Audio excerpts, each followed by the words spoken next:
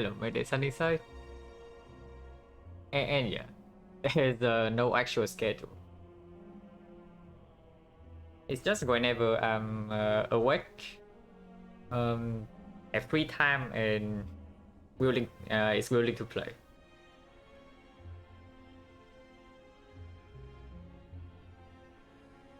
Also, apparently my I think my PC is causing some vibrations, and it carries over to the microphone.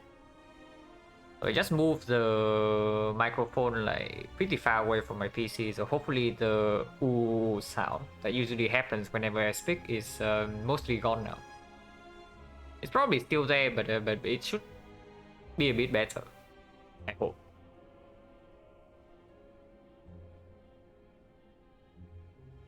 Also, I learned another thing. Right?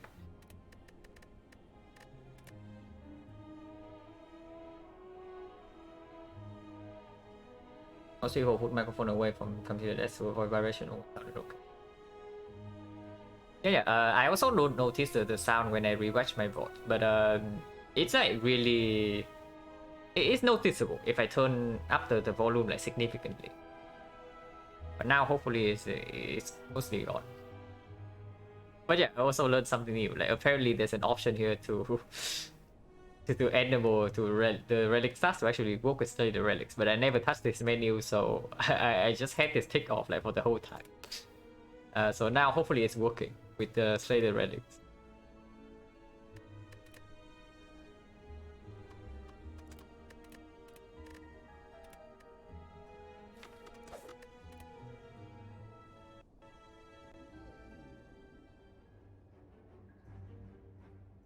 Okay, so normally if we do not boss swap here, it's mostly a transform tool. Like curse for transform 1, because curse for transform 2 doesn't make any sense compared to transform 1. You're adding a curse in order to transform 1 card. That cannot be a fair trade. And yeah, transform 1, we do have a fire before the first elite, and potentially a shock if the transform is bad enough. For 7 elite into 2 late elite, so that's probably what we usually do, and transforming a defense is also quite good because the act boss is non-guardian. But yeah, of course here we are boss swapping. So let's see what we get. Okay. So yeah, XecnaR-1 waiting room.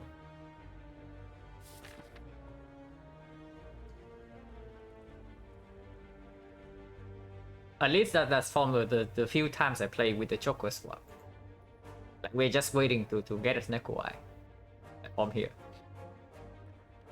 Otherwise, like late game scaling is really a huge pain with this relic. 6-hour frozen ice run, yeah, no. But yeah, Joker with the frozen eye is also like a pretty big pain, that's for sure.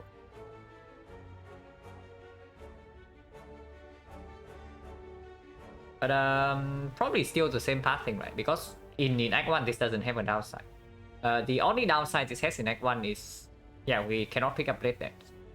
That's about it. So probably the same pathing.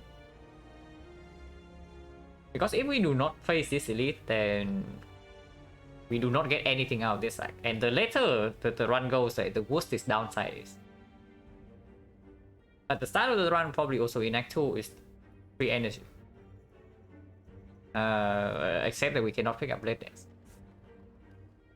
I'll start here. And after 2 fights, if we don't get a potion, then maybe we can consider this. Because the floor 7 edit is still quite spooky. Ah yes, epic draw. Exactly what I'm looking for turn 1 against the cultist. So very good start.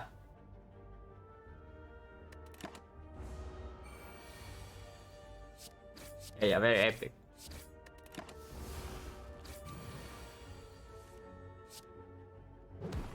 Also take another 3, so we just take 9 damage here, even though we have like 4 energy for free. Yeah, excellent draw. And it's not over yet, because we still need to draw 2 strikes in order to kill this thing. Okay, at least we draw 2 strikes. So -9. No potion.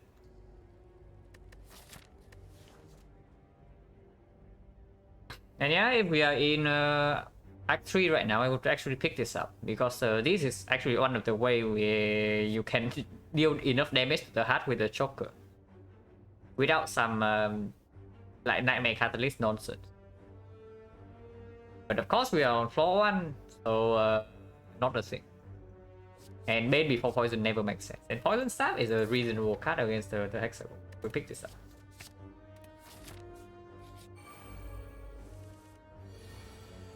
Okay, they're both buffing.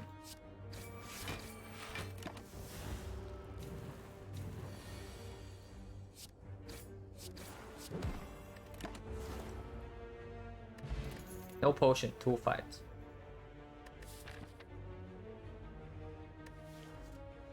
If we pick up Deadly Poison right now, we are just praying that this is not the freaking knob. So do we want to play the knob dodging game, or do we want to play like normally? Because it's not like this Dagger Spray is insanely good or anything. Without an upgrade, the Dagger Spray is like super mediocre. But if we are taking 3 elites in this act, like maybe we're just dodging 2 elites and get another upgrade. But even so, right? Dagger Spray is super mediocre without an upgrade. And even with an upgrade, is still not good against this. The one good thing about Dagger Spray is that, as always, it's decent against advanced hallways. And if we don't want to go to the shop here, then yeah, sure, we are taking one advanced hallway.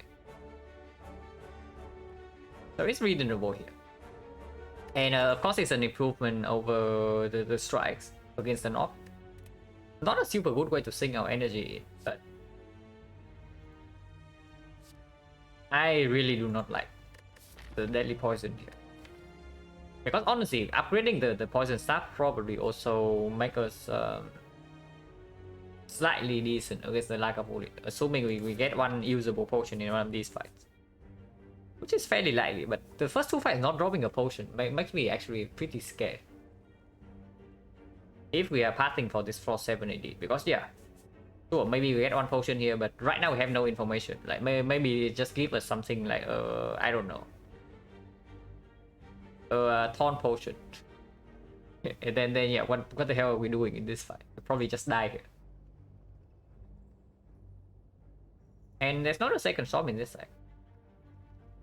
So I guess going here and spending our gold just hurts us later on. I mean, this is the story of this run, right? It hurts us later on.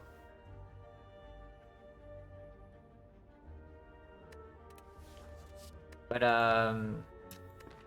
it's not good enough. But it's true. Even if we don't take the advanced hallway here, there's like 3 advanced hallways coming if we pass for this way instead of double elite. And yeah, even if double elite, there's still also 2 advanced hallways. And this guy's going better in advanced hallways compared to this thing. And Deadly Poison without an upgrade is also like insanely bad. Even against the Hexagon is not so good. And yeah, Poison Staff upgrade is also somewhat comparable, regardless. But let's pick up the freaking daggers. And let's go to the shop, I guess, to buy a potion.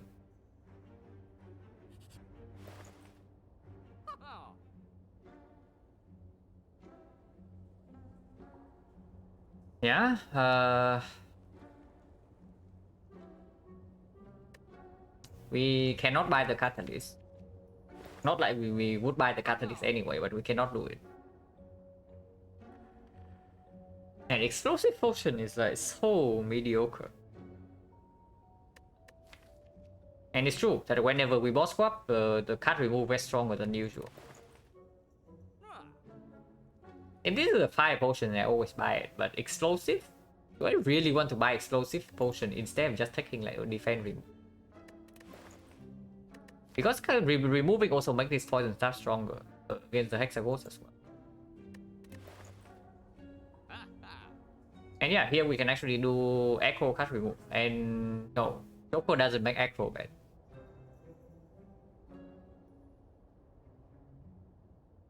Not a single 2 cost card, yeah, not a single 2. It seems generally with Choco Squad supposed to go poison based build with super engine. You can win with other things. You can definitely do things like, for example,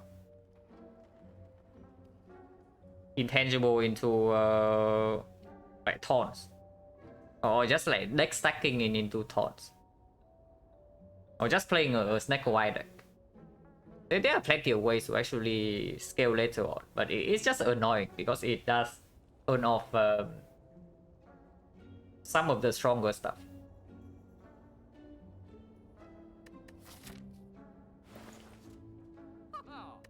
Now remove Acro, we are still absolutely terrible against the Knob, but it's not like this potion is suddenly make us insanely good against the Knob or anything.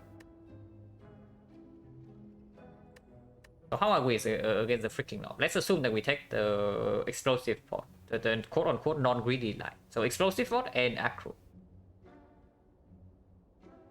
In 3 turns, let's assume that we always play the Acro. So what happens? We would draw 15 plus 3, so 18 cards. So we draw this whole thing plus 2. Plus the Echo, of course, but this whole thing plus 2. And yeah, we can assume 2 is like super optimistic. The 2 cards we draw are 2 strikes.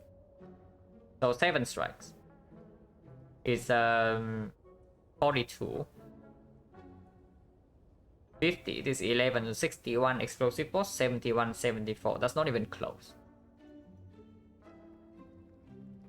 So even with like explosive pot and Acro, we do not kill the Knob.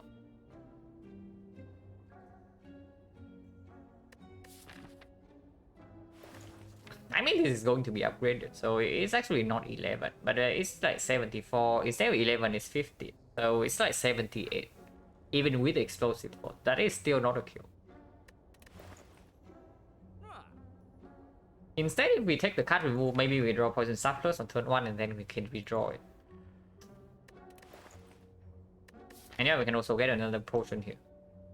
Maybe a better card. Now, if the explosive force line doesn't even kill the Knob, then there's no reason to do that. Just take the card remove to improve our deck. the Blade Dance Relic, yeah, the Blade Dance Relic. But I mean, Blade Dance or not, like we are at risk of dying here just because we boss swap and we are running into an early elite. So if we draw badly against the first elite, like, the run is just actually, this is probably something I should consider from now on. Like whenever the boss swap happens, maybe I just avoid the super early elite. Because this is when we are most susceptible to like bad draws. And without the ring of the stack, the draws on average are definitely like super. It's just much worse than usual. That's basically it.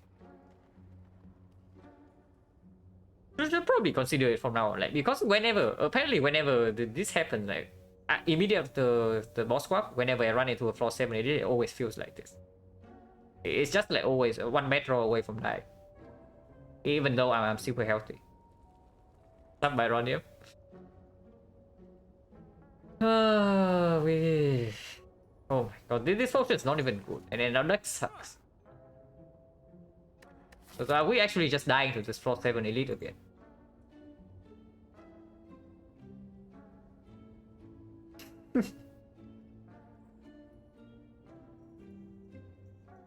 Yeah, Byron, you are talking to a mod, a moderator who can erase you from existence.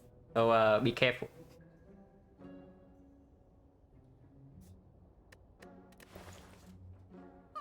But I mean, whatever happens, we buy this Echo. Can we do Echo, a card, and potion? Cannot, right? Yeah, no way. And it's not like these cards are spectacular with the force energy. I mean, quick start is okay, but yeah, it's freaking quick start.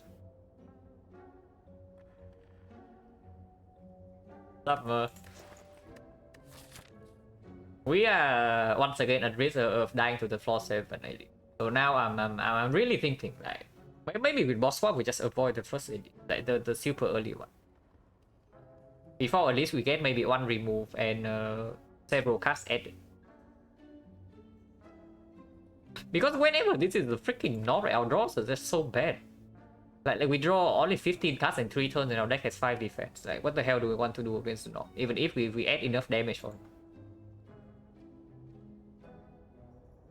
Lagavulin is probably a much better matchup than okay, not much better, but Lagavulin is probably slightly better than usual with the 4 energy.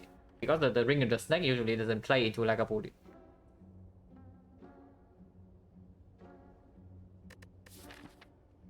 But probably, yeah. Probably I just have to change my pattern whenever boss swap happens. Because this simply does not cut it. Even like the shop, even if we go to a shop and we get an upgrade before the floor 7 elite, it's still... It can always still kill us, which is unacceptable if I want to be consistent.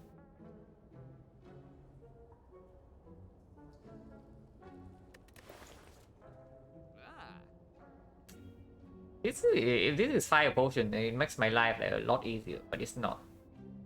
It's just an explosive potion.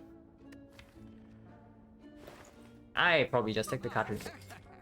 And then yeah, it's defense removal. And no cleric. A cleric cannot be here because we are below the gold threshold. So let's see what this is.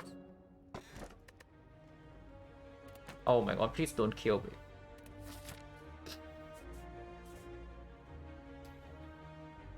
I would like not to die. I would like not to die here. And yeah, the Acro just got a little bit better, but that doesn't make us any better against the North.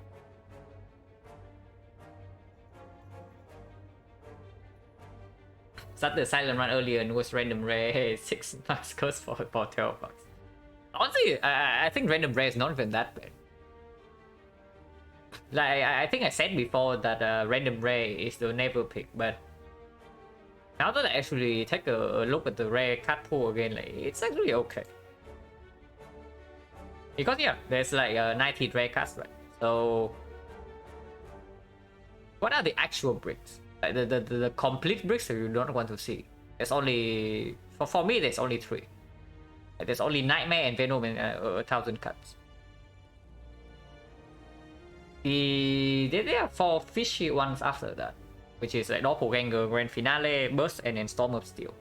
But they can definitely work out if you, for example, have an upgrade like before the first city. Or take several fights for the finale to work out. And the other 12 are actually good. So honestly, the chance to brick on random rare cards is not even that high.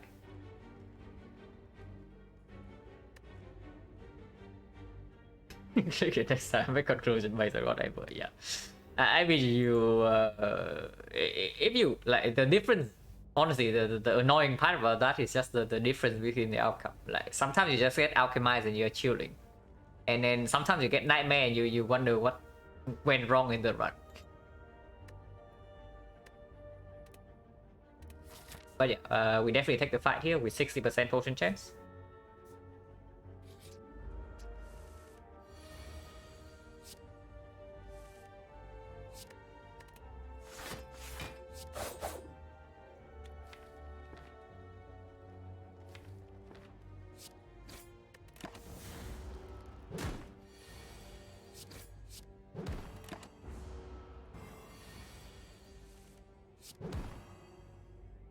Now, this is just lethal, but if I play the 2 strikes first and this guy doesn't die and survival doesn't get blocked, should be mindful of that a little. Ah, yeah, 70% potion chance, exactly what I want to see. Never throw with the tough bandages. We pick this up because yeah, we were still scared of the norm, and suddenly this is like a better Iron Wave, basically. Let's do that.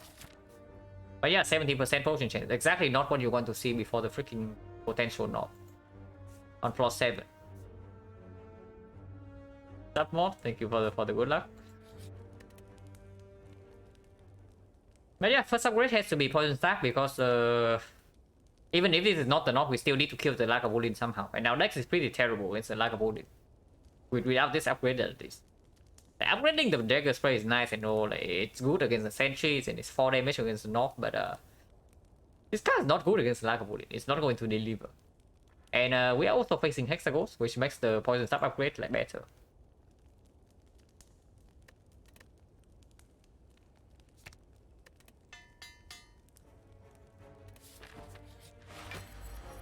Okay, it's not the freaking knob. And we did not draw poison sap on turn 1, which is good. But it did make us redraw into this faster.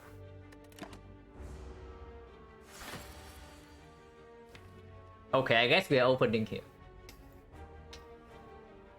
Now I would like to open next turn, but with this hand, that's not a thing.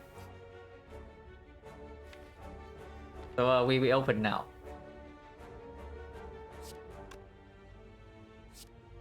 Do I want to draw? I mean, drawing right now is probably fine. Because yeah, it also next turn shuffle out some of the blocks. Sure, I take more damage that way, but I also redraw into the poison surplus faster. And we probably need this damage.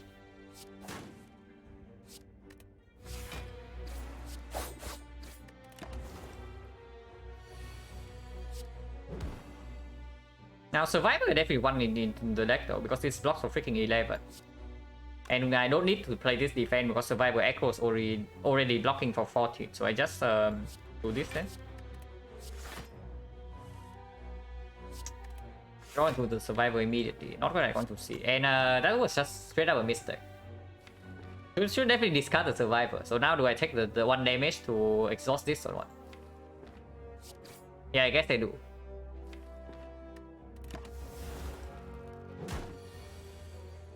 Okay, poison stuff, redraw is good. Did not draw dagger throw, but I guess that's fine because it does block for 3 next turn. And yeah, we just have a kill, I think. No, we are 1 off. So let's draw. Because yeah, we can draw into this and also block for 3. And exactly 2. Ornamental Fan, yeah, excellent synergy with the Joker. Like, amazing synergy. We pick up any Blade Dance we see now. Another dagger throw, I think it's definitely pickable with this thing. And yeah, more attacks also works better with the Ornamental Fan. Now, there's also Envenom, which sucks. And it sucks even more because we just face the Dark Opponent.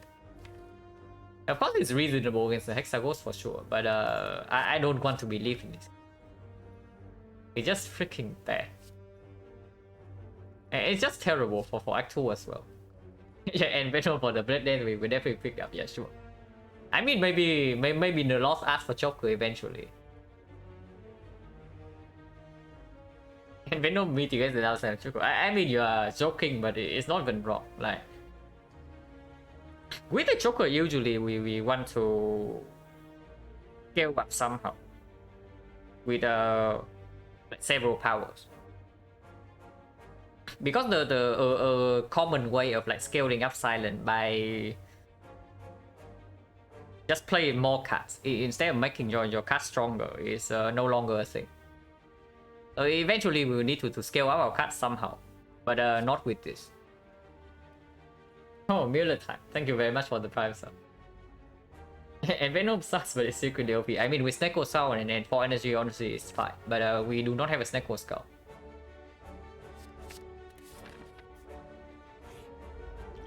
Ah, yes. Now, potion chance. 1, 2, 3, 4. 4 fights, and we got 1 potion. So, 60%.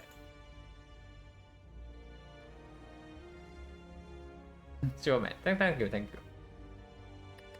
But yeah, no dagger spray on turn 1. Do we want to open this proof? Because this fight is no joke. This fight is definitely no joke. Especially if we kill the Fat Gremlin on turn 1. Like, if we kill the Fat Gremlin on turn 1, the chance of the Shield Gremlin just shields the Wizard increases by quite a lot. And suddenly we need to go through like 30 plus something before this guy destroys us on turn 3. It sucks. It's actually secrecy is still awful, yeah. I mean, at least we are not the defect. Like just imagine you are defect and then you see this fight on floor before floor like 10 or something. That would not be very good. But yeah, we probably open the potion.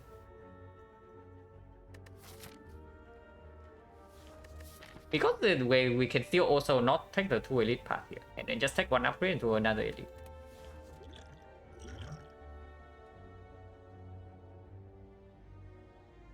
Well, I guess we can store the shield gremlin, kind of. So popping regen potion here is not that bad. Upgrade potion we definitely want to keep. Of course, regen potion value goes down by a decent amount before this guy, but this potion is just straight up stronger. Especially when we have like an echo and all that. And potion change right here 60%. So yeah, let's just use this book. But this fight probably is not going to be very fast. Or we die on turn 3. One of the 2 cases. Will we trade color to Nalot? I don't know, probably not.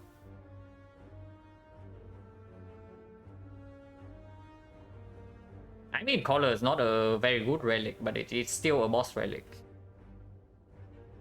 Yeah. Choker, I know what you mean. Unless we Pandora's box into like some kind of infinite. If we Pbox into an infinite, then sure, the Lost can have this. But otherwise, probably not. But yeah, we are blocking for 4 right here, blocking for 9 actually. So we don't need to care about this sneaky gremlin. The fang gremlin sucks. So this guy needs to die. So let's kill this guy.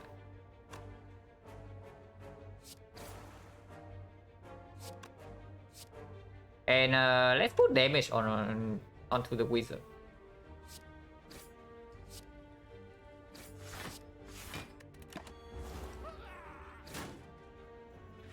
Okay. No block on the wizard, so that's good.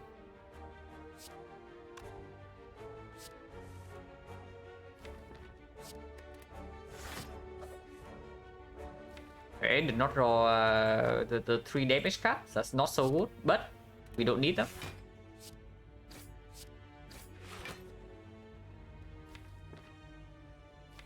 Yeah, we have full block, and weakness here doesn't matter at all, and the damage doesn't go through, so it has to be hit.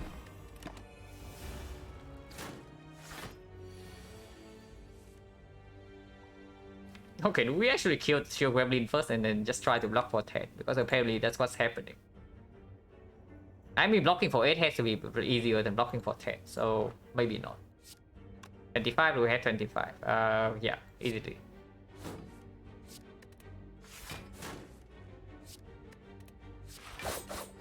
Can kill this right now, but we don't want to.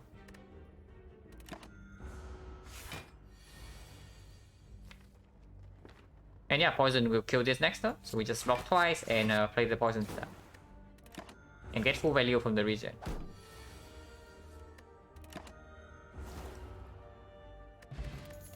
Okay, 50% potion chance. Yeah, Riddle with host with a choker. It's an expensive card, so surely it's good. Also has synergy with the Envenom that we skip.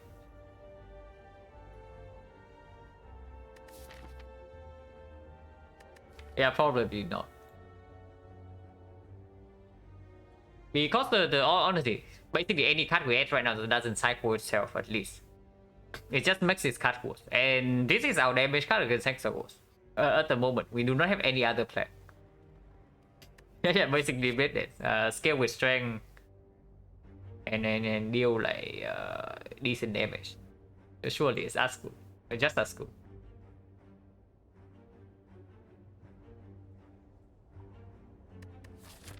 But yeah, probably not. I would like to pick up a Viscerate. Or honestly even Sneaky Strike maybe. But not this. And then Slice definitely not with the choker. I mean it works decently with the Ornamental Fan and we are picking up card draw, but probably not.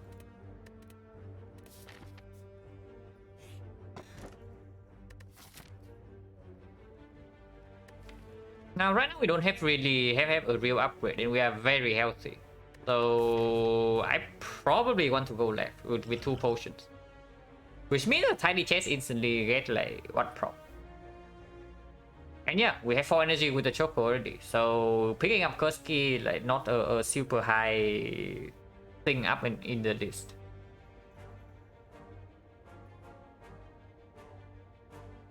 Choker on silent, yeah. Choker on silent kind of sucks. And it's on multi-class deck when they had a bunch of strength riddle works so much. I mean, we trust top riddle with its host a lot, but it is still better than heavy play by a decent amount. So honestly, it's definitely not the worst with strength.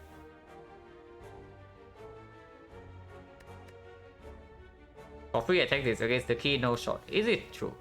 Because like in Act 2, with one question mark like here already, in Act 2 we can get this in probably in the first half. And the first half of Act 2 is always annoying. You do not want to step into any bad notes. So this is honestly just protects us from the being screwed over by super early Act 2 question marks, potentially like Forgotten Outer or a random file.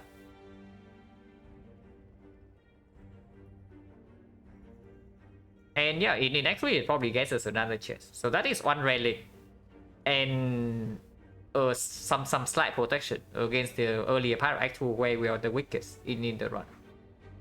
So it is really bad. Is there an easy way to set up new profiles so you have to grind it up? Yeah, you can copy your you can copy most of your stuff in like the Slated Spire game folder. Tiny chest or small chest? No, it's random. Its chest room even better than actual events on average. I mean, it's fine, right? Because it's just straight up better than the Vagrant event. And Vagrant event is not a terrible one. Usually you see the Vagrant event and you can pay for the relic, like, you don't feel that bad. And then the chest room just better than that. I mean, of course, it turns off the insane high roll events like the maybe Apparition, maybe Colosseum, maybe the Library. But it is not bad. It's not bad at all. It's guaranteed to not be negative. I think I take this. And go left from here. Like immediately step into one question mark. With no upgrade target at the moment.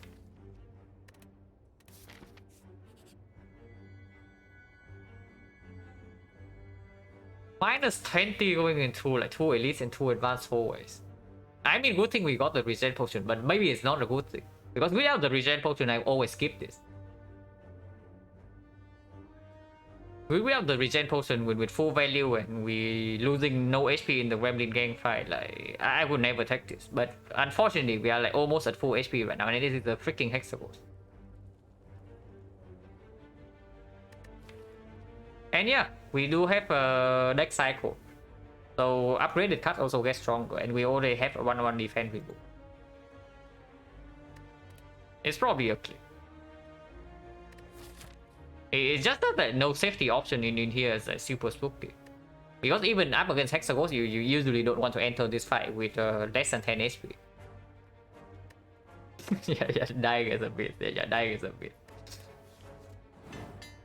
To upgrade the attacks is fine. To upgrade the attacks into the knob, definitely fine. Potion chance 50%, so definitely willing to use a potion. Now, with the 2 upgrades just now, the Blessing of the Force is worse, but it's not like using Blessing of the Force is any good. So, about this colorless potion, it can be... what can it be? I mean, Sadistic Nature is at least 10 damage. The bomb is good. Apotheosis is excellent.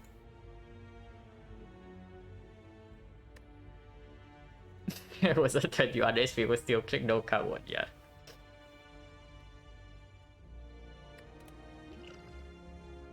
It's probably fine to just use this on turn 1. Yeah, ship is completely reasonable.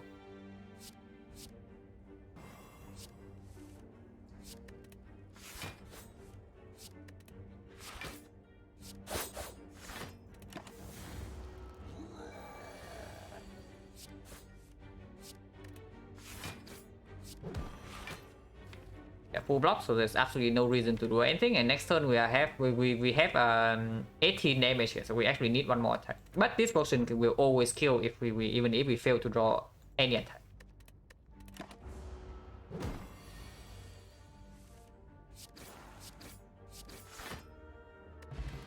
Ah yes, the fish. Yeah, next sweep would with the Joker because it's a high energy card. It's a weakness chain for the Hexagons. We did remove one defense, so it also improves the block density, but that's not true because we do have like 3 cards actually block for 3 right now. And yeah, we just fight the knob, so it immediately gets better. Not super insane against the Hexagons though, but it also does give us 9 gold. Yeah, fish value, fish value.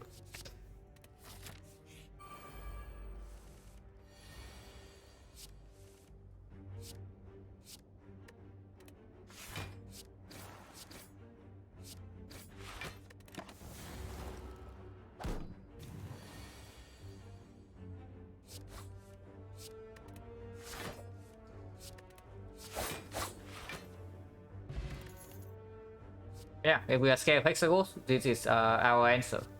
And we do have an upgrade for it. Right now, we don't even have anything else to upgrade. Like, Dagger Spray upgrade is terrible in Hexagons. I mean, it's not terrible, but it doesn't do anything. Neutralize upgrade is irrelevant now that we have Leg Sweep. And then this is just a 3 damage upgrade. I mean, Aqua upgrade is fine, but not now. And yeah, Fish has only given us the 18 gold. Yes, films into Lagavulin. Also, we draw Poison Sap on turn 1, so I guess we just open immediately. Because if we play the films and do not open, this guy just wake up next turn either way. So let's just get the Poison going. And no, we do not use this. Because we still have HP to spend before the Hexa goes. And yeah, Leg Sweep is basically full block. It's actually full block. And this guy is also weakened for the next turn.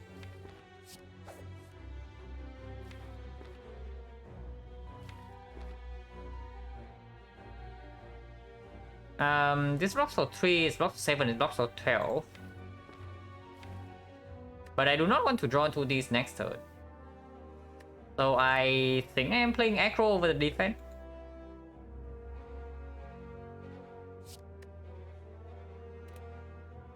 Now this attack is decent, and even if I redraw to Leg Sweep, I'm not super interested in playing it over an attack. So discard this, play the Dagger Spray, and then play the aggro.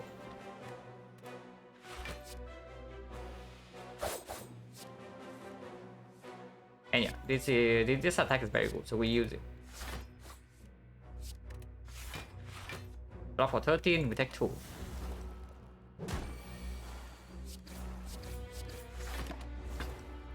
And yeah, good HP setup into Hexagons as well. Okay, bad HP setup into Hexagons. So maybe this fight can take a little bit of HP. Now, Burst is a way better card, but unfortunately, yeah, you also see it. Burst with the freaking Velvet Choker. And yeah, I did say that the way to win with Choker is to make your cards actually have more impact than they usually do. And here it is. It's the card that actually makes your cards have more impact. Every single one, in fact. But with the Choker... With the Choker, this at most deal like 12 AoE damage per turn. I mean, that's not bad, but it's also not good. Honestly, Burst is probably still the pick. We just don't upgrade it. That's all. It's still probably a good card. Because instantly opens up a Catalyst pick. And then right now we can definitely pick up a Catalyst, especially after we upgrade this field. And yeah, Burst aggro into like maybe potential card game or still also full blocks with 4 cards. We have 2 other cards to actually deal damage. It's not so bad.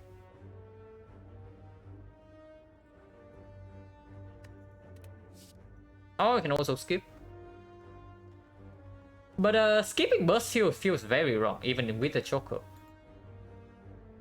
I think 1,000 cards think impact, yeah. But honestly, we can even take 1,000 cards and upgrade it over these films. We do not need the films upgraded against this guy if we have 1,000 cards plus. And yeah, we can actually play the 1,000 cards plus because we have 4 energy and potentially we are picking up another one. But it is probably still the Burst. The only reason not to pick up the Burst here would be if we are scared of dying to the freaking Hexagons. But with almost a permanent Witch Chain and high density of upgraded cards and potentially also Films Plus, I'm probably not super scared. Maybe we should calculate a little bit before we run into the Hexagons and die. 1000 Guts Joker synergy, you know, not even kidding. It does have synergy with the Joker. Because it adds something to all of your cards.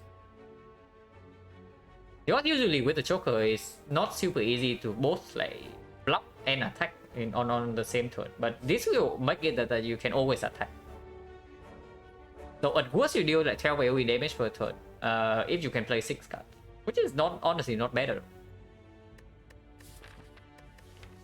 But yeah, let's review. Like, let's say we pick up the burst. Like, what's the worst that can happen?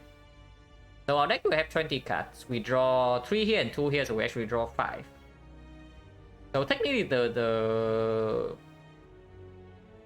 I mean, of course we can still draw this on turn 4 instead of turn 3, because we bottom deck like the draw card together with this.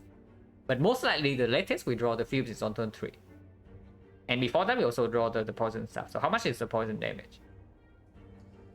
Let's say we draw the poison stuff also on turn 3.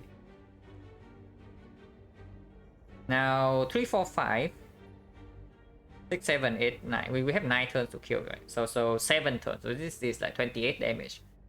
Plus 6 turns with the Fume. So 3, 5, 7, 9, 11, 13. So 16 times 3, 48. 48 plus 28 is like 76. 76, okay, that is not even close to being enough. That's actually not even close to being enough. If we bottom deck both the poison stuff and the Fumes, we will not kill the Hexagons in time. I mean, yeah, we block for a lot, but do we really want to block like after the Inferno when we have like 6 or 7 burn pluses in our deck?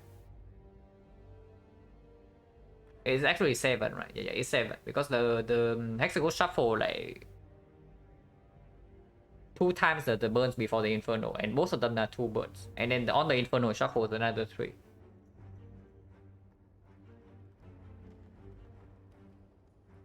Yeah, it's really not a thing. And the burst doesn't give us any damage in the moment. I mean, yeah, burst is a good card, but what does it do right now? What can we burst? Yeah, it's the defense. Survival plus. Yeah, it's survival plus because the tough advantages. Burst leg sweep. Okay, all defensive. The only somewhat offensive burst is the echo, but that's just to redraw to this poison stuff. So that's not even an efficient use of energy into offense. Okay, that's not good. I am scared. And if I'm scared, I should probably pick this. Now that's a sad story and not commonly seen, like picking 1000 cuts over burst, but maybe here we have to do it.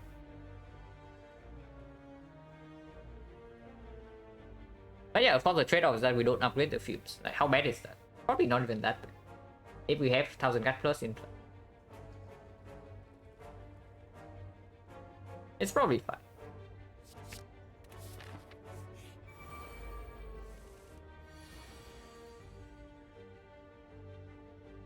How much are we facing? 5, 6, 6 or 17?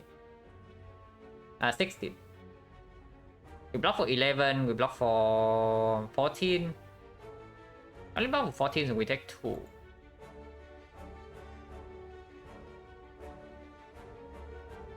Two is not any threshold, so ideally I would like to pick 0. So I guess we can just do leg sweep, defend, dagger spread, which is a full block.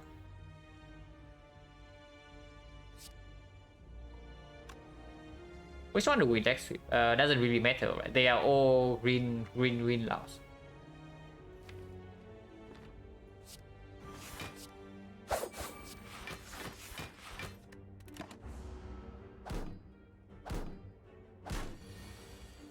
Wait, we took 1.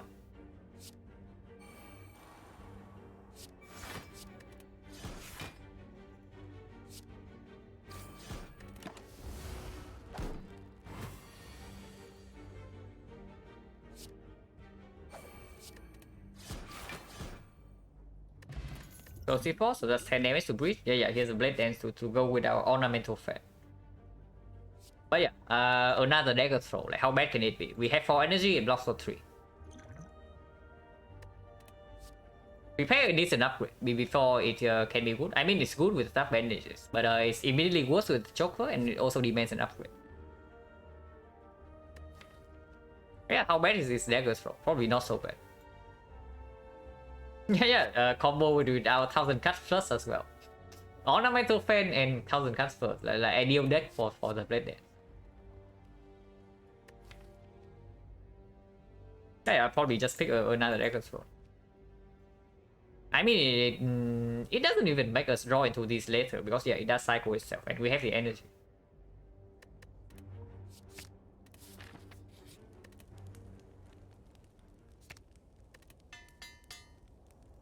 And yeah, if we draw the films early, we can still upgrade it with it.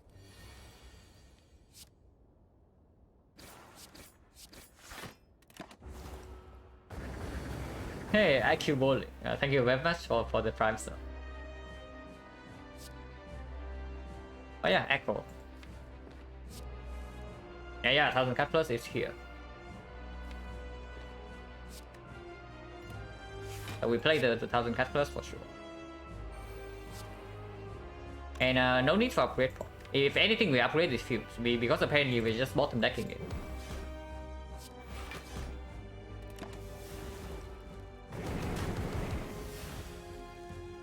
Yeah, 5 upgrades. Okay, very amazing bottom deck. Looks good, right? Looks good. The 3 bottom cards in our deck. Let's upgrade. Because apparently we also shuffle out like 3 good attacks.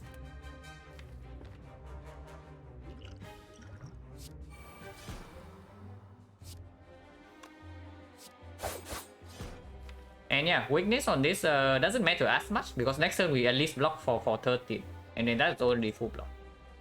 The weakness change already doesn't even matter, so we probably just deal more damage. It's deal the 11 more damage from compared to last week, because 9 damage here, and we deal 2 more from the 1000 card plus.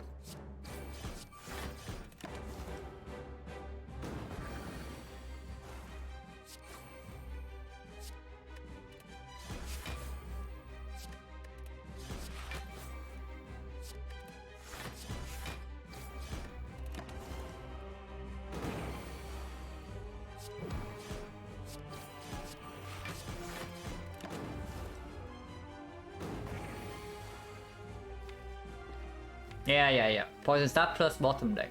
Amazing.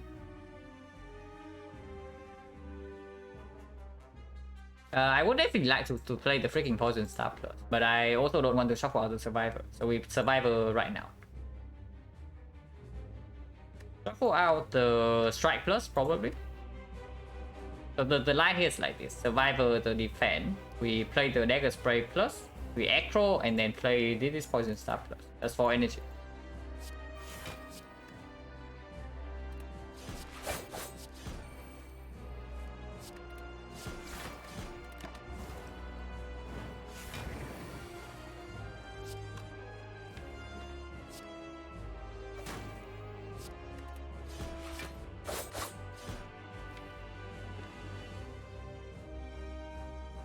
Now, Strike Defense here deals 9 more damage, but it doesn't guarantee weakness into the Inferno turn. Actually it does. We always draw into this neutralize before the Inferno hits, so no reason to ever leg sweep it.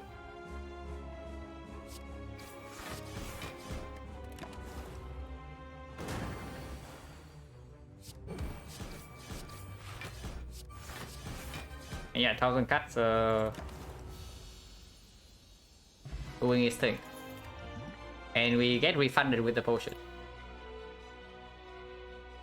Yeah, so and Venom to go with the Blade Dance and Riddles with holes that we skip yet again.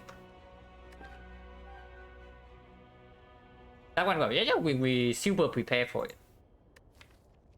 I mean, if I pick this up and then upgraded it and it still did not go well, then I don't know. I have like greatly misevaluated the situation. If anything, I might have over prepared for Textbook, but hopefully not. But yeah, Nightmare is actually a way to scale up with the Velvet Choker. Like, yeah, we can actually Nightmare the 1000 cuts, and suddenly we deal 8 damage for every cast play.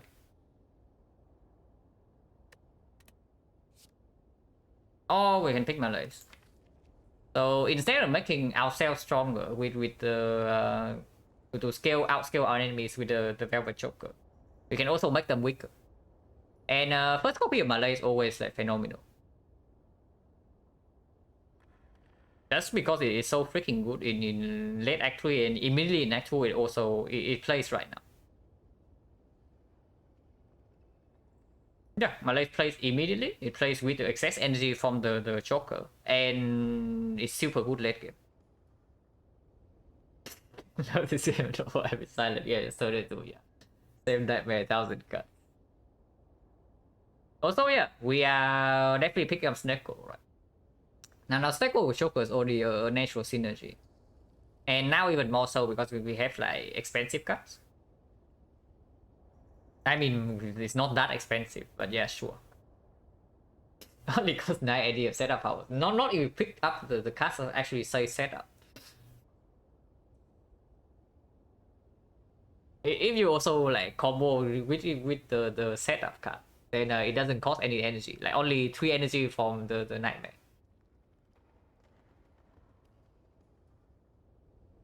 Now the small reason why I do not like this Malay so much is that I already have picked up electric.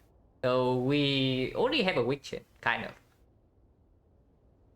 And with a weak chain already present, like the only thing this deals is like it's just a weaker disarm if we already have the weak chain. I mean, disarm is a very good card, but yeah, again here is the nightmare. Nightmare is way too expensive though.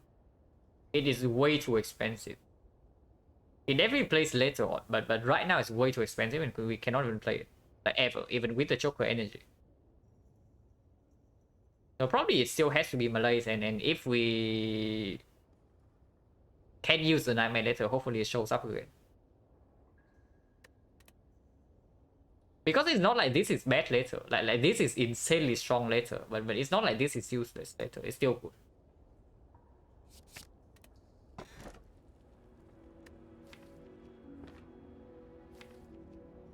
Yeah, Coffin Reaper, 5 energy for the bigger Malays to choke ourselves even harder. Or we can just pick up the empty cage to get rid of this garbage.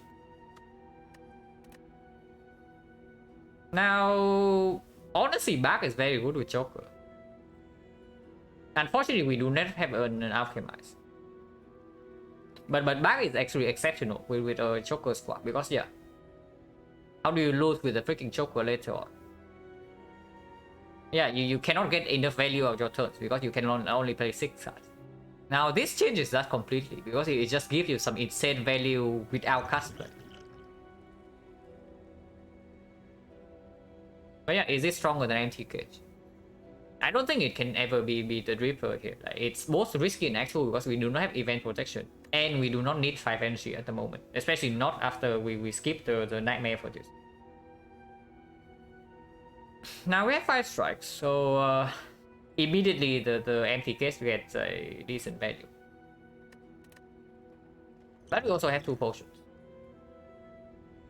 But yeah, this potion doesn't work, so it's only this one.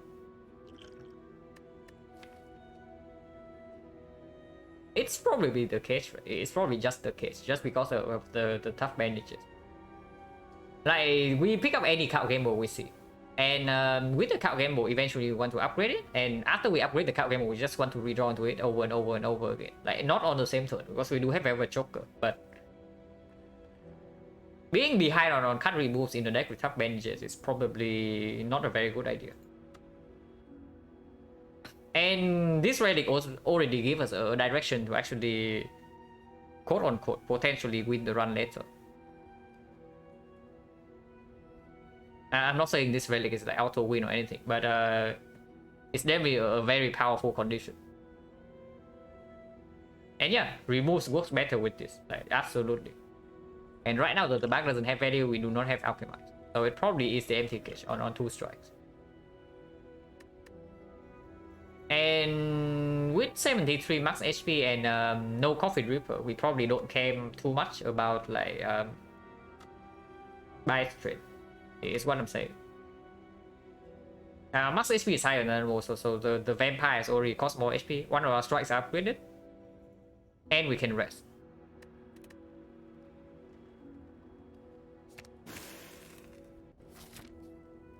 Also, yeah, this is an advantage of the boss swapping. Like it makes your Act 1 boss reward, Act 1 boss relic pick like a bit more flexible. Because normally, if we do not boss swap, if we are stuck on 3 energy right now, the cage is not an option. And the bag's also not an option, so we are being forced into a coffee ripper. It's not like it's a super bad thing, but we would not have a choice if we did not boss swap. That is at least some value. And yeah, I definitely want to go to a shop before the first edit, and we also want to go for a little bit question mark to feed this tiny chest, if possible. So the path I'm looking at right here is like this. We go here, we go to this shop super early on, and then we take like 2 question mark, not an advanced hallway into an elite. So 1 advanced hallway into another question mark, but this question mark is going to be a tiny chest, so we know that we do not lose life here. And afterwards we can still take 2 late elites, or we take 1 late elite and then pivot to this fire. The only other part involves like this shop, so we immediately have to take 1 advanced hallway, and the shop is later. And then yeah, sure, after this is only 2nd question mark. So 3rd question mark is this, which eats the chance of like Colosseum. I mean, this also eats after the chance of Colosseum, but it's right before an edit, so avoiding a potential bad flaw here is definitely not a terrible thing. Oh yeah, it's just start here, we go to this shop, and most likely we just commit to this part, no matter what. And then the first real decision is probably at this point, whether we can take the edit here or not. And then afterwards, after taking the edit, we make another decision. Automaton. So I don't know what Automaton says, but we do have 1000 cut plus for that fight. So hopefully it can do something.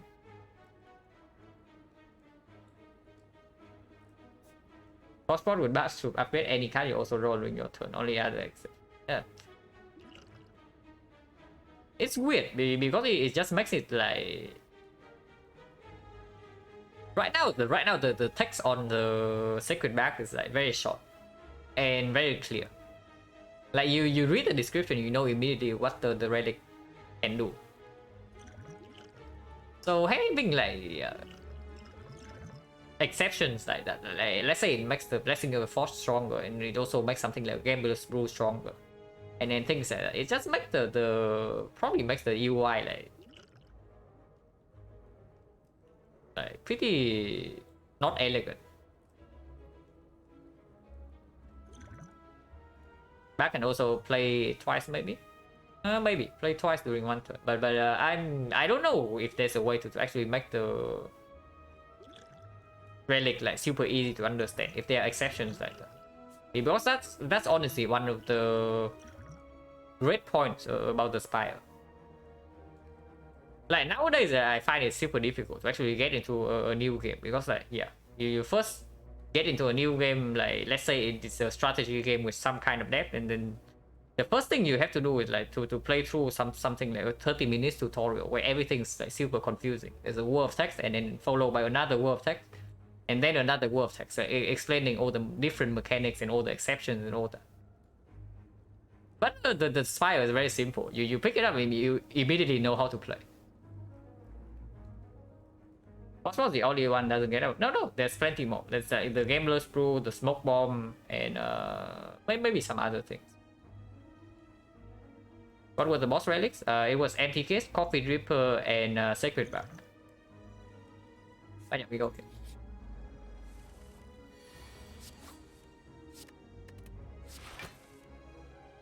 Doesn't cast better than Fumes, right? It doesn't cast better than Fumes. Deals 2 damage immediately, and it just deals way more.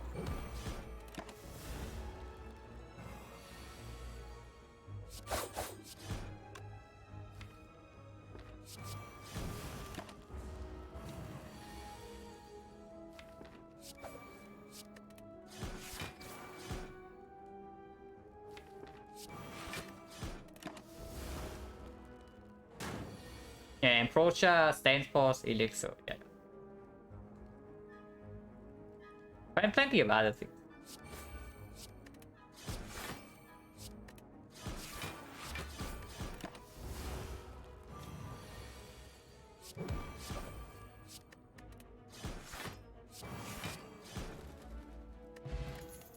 20 gold, no potion. First copy of Piercing Wheel. Now that we already have the Malays, I don't know. Is that even good? I mean, it is 9 gold before the shop. But is that even good? Like, in which fight does this become relevant? In actual list. Okay, maybe the slavers. But only if we draw Piercing Wheel on like turn 1. If we draw it on turn 2, it is already kind of weird. Because we only took the 30 damage. And then after turn 1, after we take the hit on turn 1, we actually need to just kill. So... Snake Plane, we already have a weakness chain and then the Malays. And we also need to draw into our things like faster, like especially this card. Yeah, 1000 cuts gets meme on a lot, but right now this is actually the best damage card nowadays. So we do need to draw into this at some point.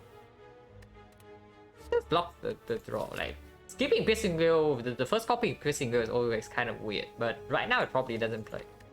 Just because of this Malay's pickup.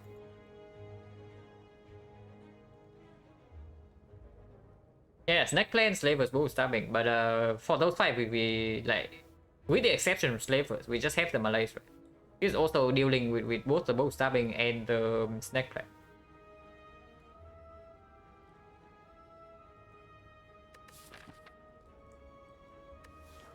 Now we did just face the Chosen, so that's immediately one fight where this is kind of bad. Already gone. I mean, Chosens can appear anywhere in Act 2, but we just face the Chosen. And this does strip an artifact from the automaton. It also blocks a reasonable amount if both the minions also attack. And yeah, artifact strip in the automaton fight might be relevant a little bit. Hello, James. Interesting relic, but yeah, interesting. Honestly, we got like one relic in that one, and that's a tough bandage. I mean, Ornamental Fan has also played like a decent amount, but not that relevant. And yeah, afterwards it's like a tiny chest fish and then strawberry.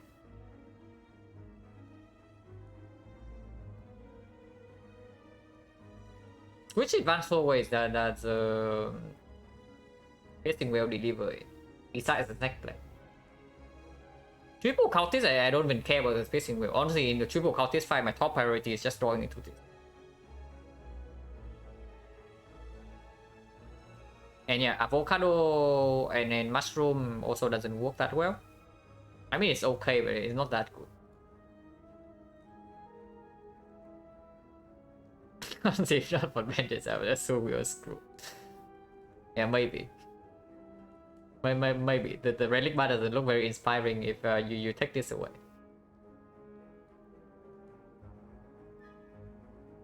I don't like it. I don't like the Piercing Wheel here though.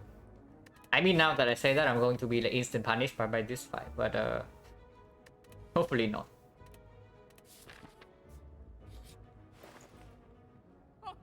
There's a Psycho Skull and Venom's back again for the third time, and then now it has it has appeal for its case by appearing together with the freaking Snake Skull. I mean, we probably take the Snake Skull. We do have the fumes. It immediately upgrades the fumes. It upgrades the poison stuff, and it opens up like something. Maybe even the Creeping Cloud. But the only other thing is that these two relics are actually not buyable. So if we do not take the Snake Skull here, how are we spending gold in this shop? Yeah, we take the card remove and then what? Unupgrade the Creeping Cloud and then backflip or what? Is that even good? Like, probably not, right? yeah, take Reaper, yeah, best sustain relic. Also, we have like more incentives to pick up curses, right? With the ceramic fish. But yeah, probably not. So 45 here, we cannot buy the backflip and then do the card remove into the Snake Skull. And yeah, same story. We cannot Snake Skull, Creeping Cloud, and then But we can Snake Skull, cut Creeping Cloud, and then backflip. Not removing a strike. Now this Cloud Minus is actually not a Cloud Minus because we do have Snake Skull, but probably not, because honestly our first upgrade I don't think even would be the Cloud if we pick it up.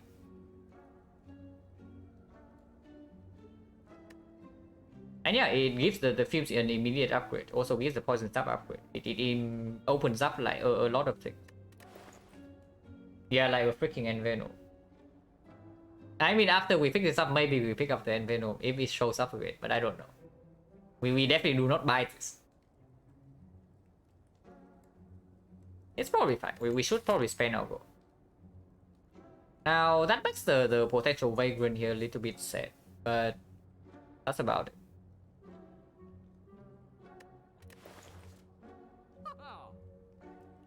It's fine, it's fine.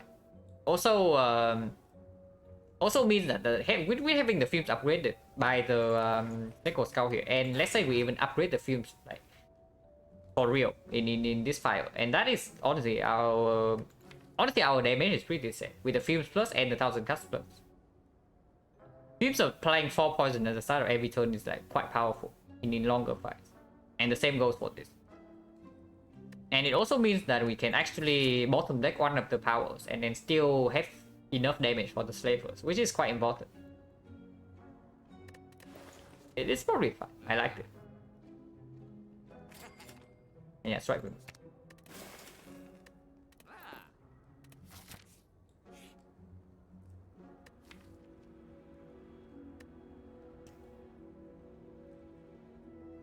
Okay, that is pretty spicy.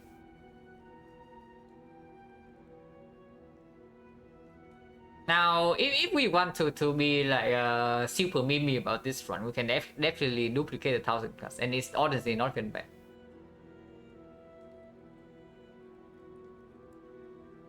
Yeah, it's actually really powerful with the choker. It just means that we can spend all 6 casts on blocking. Like we can block for 6 casts every single turn, and we still have enough damage to kill like basically everything.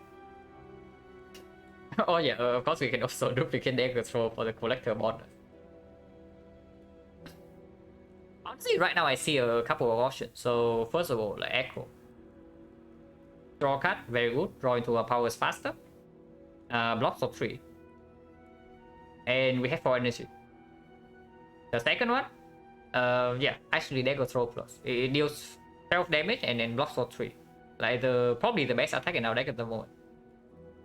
But probably this is one of the weaker ones. Third one, of course, the Fume. It's upgraded with the Sequel Skull. And this is actually a Fume plus, not a Fume minus. And with 3 powers, like even if we duplicate 1000 guts or we duplicate Fumes, these powers are probably more than enough damage to deal with the automaton once we get all of them in play. And yeah, same story, like if we can do Fumes, we can also do 1000 guts. And looping one of the powers also means that we draw into them faster in the important fights. Oh, we can also duplicate the Malays. And if we run into both stabbing, it's just dead.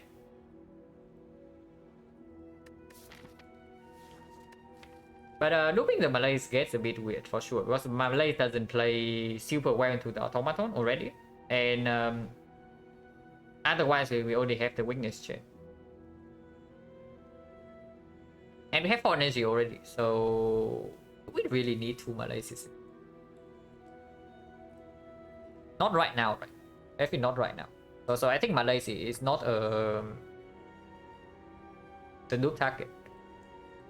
And honestly, their control probably cannot be stronger than these powers, because like, eventually I don't even want this card in my deck, even though it's upgraded and it blocks for 3. It's quite good. It's actually blocks for 4 with the 4.3 with the ornamental effect, but it's still not good enough. So probably not the dagger throw, which leaves one of these 3. So which power is better? Is the Fume plus better, or is 1000 cuts plus better?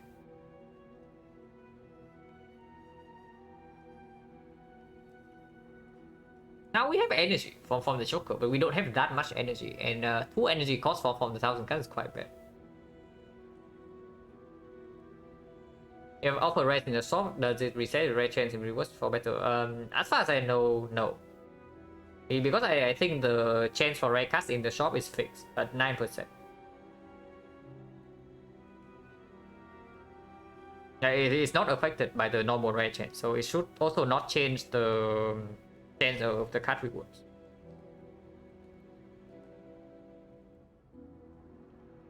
But yeah, it has to be the fumes, right?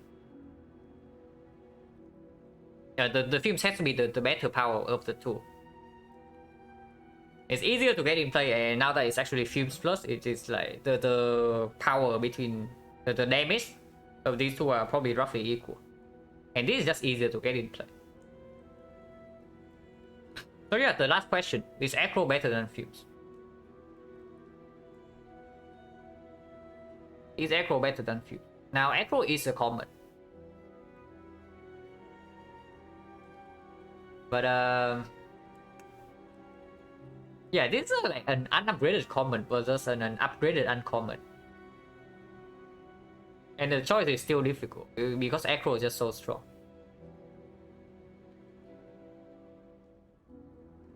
And yeah, second Acro in a deck with like the empty cage. Man, if I upgraded the Acro in deck 1, then this could be honestly be an easy choice. Because it immediately opens up an insane card gamble. Because the honestly Acro minus is not even a real combo with the card gamble. It gives you +1 card in your hand. So yeah, it blocks for 3 more with the card gamble. Also, 1000 cards will more likely be stolen by automaton. Yeah. Also true. What am I trying to draw with Acro? Just my block cards after the powers are down. Because after these powers are down, I actually don't need to deal that much damage with automaton myself. And cut roll is always good, and it blocks for 3. It's probably the Fumes. Because we only have the Malay to deal with the Awakened one. So adding more powers to the deck is not even a terrible thing. Yeah, we can also see Tactician. That's for sure. Yeah, with the Malays in the deck already, I think adding another power is fine. And right now, it still probably plays more than this. Acro also presents some plays later with Cluster Reflex and Tactician. Yeah, definitely. And then we definitely pick up like more discuss synergy with this thing, like for sure. It's probably still the Fumes.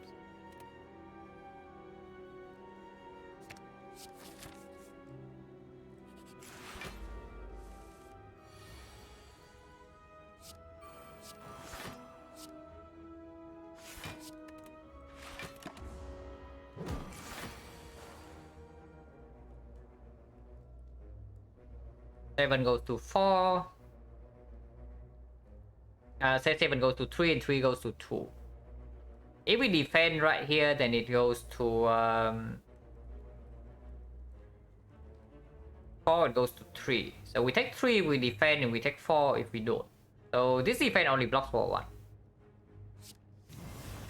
It's just my lace for full.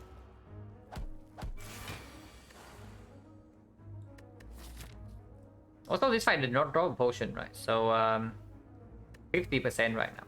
Maybe we should have thought about that before doing this. But Blessing the Forge is still useful.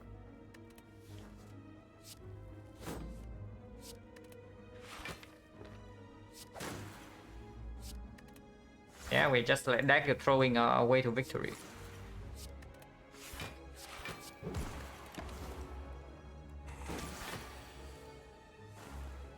And yeah, we have not been playing the freaking 1000 cards. So of course, like looping it like looks pretty bad now.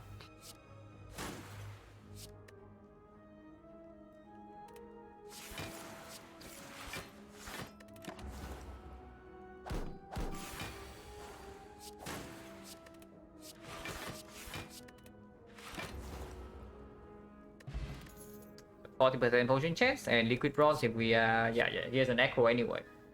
So we picked this up.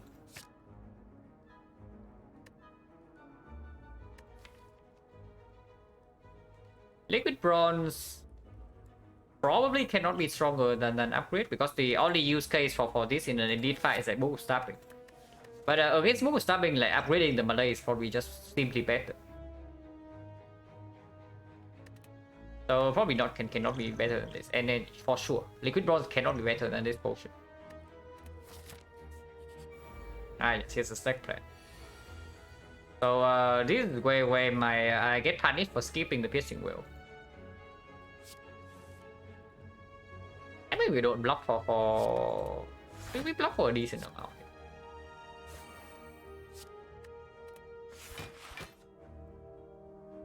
Or I can also play the field.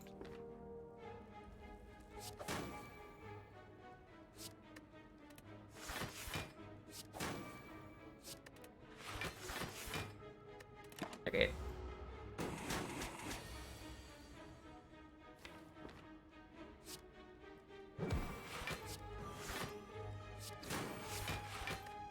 Let's get my lace on the off turn. So my lacing for 4 means that it goes to 4, it goes to 3. If my lace for 3, it still goes to 3. So no reason to my lace for 4 because we can keep the weak chain like here.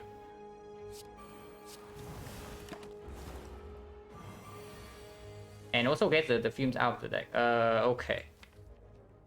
And we just brick on block. So we take 5 here.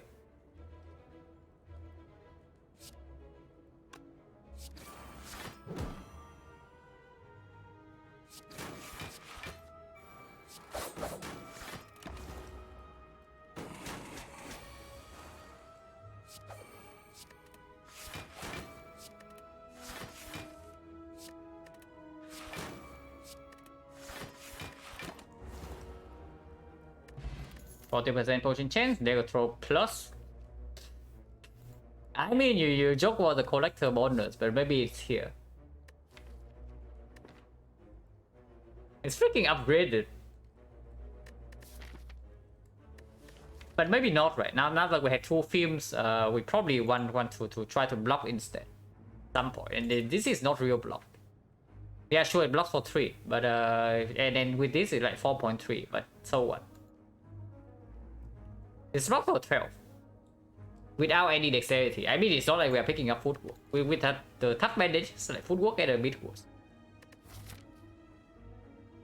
Also, are we resting here or what? I think we are resting, right?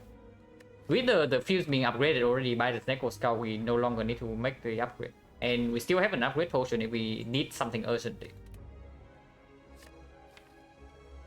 Gremlin Leader, we have plenty of AoE after deploying the powers, and before that, our front load damage is not even that bad. And we do have Explosive Pot to kill the first wave Gremlins. But yeah, again, these cards are also 9 gold, and then they are upgraded. So how good is the dodge and roll plus?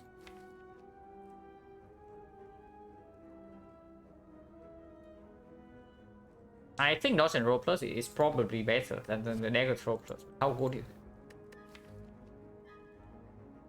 I mean, maybe it's okay because we.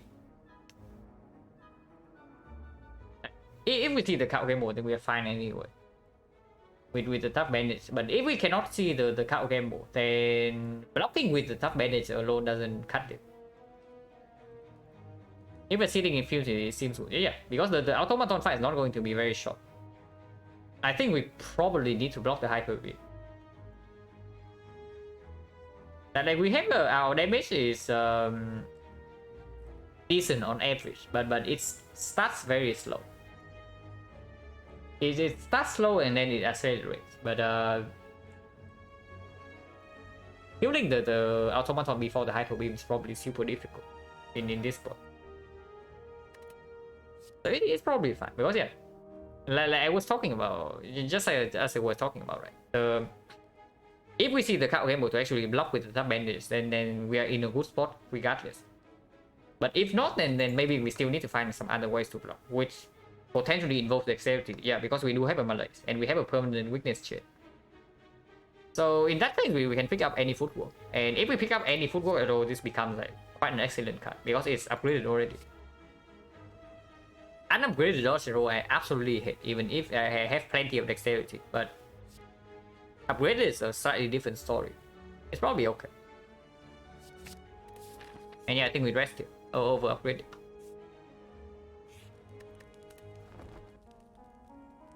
Just because the films are already upgraded.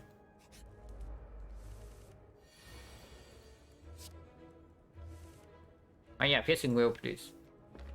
So no piercing will and no strong power on turn 1, which is slightly problematic. Potion chance 40%, mostly I want to use the explosive pot in this fight. What am I discarding? Like what am I playing after this? So neutralize definitely goes here. Probably also want to spend 1 energy on Malaise. And probably also want to play Dagger Spray. So defending here only blocks for 1 more than a strike. So most likely I also play the strike.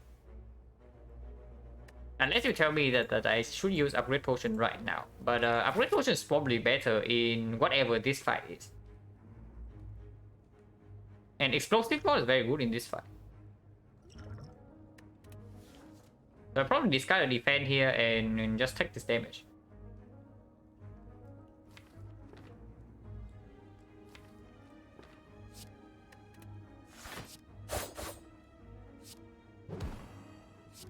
I still needs to die first. Yeah, we take 90, but we rested for this.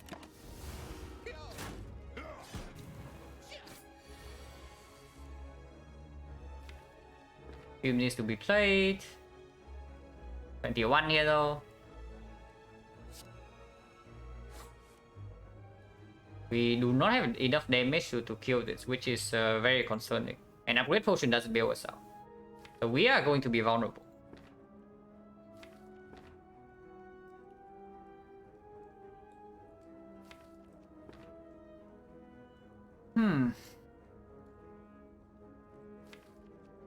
Maybe should I pick up another Dagger Spray Plus? Because if this is a Dagger Spray Plus, then we actually have like a kill here.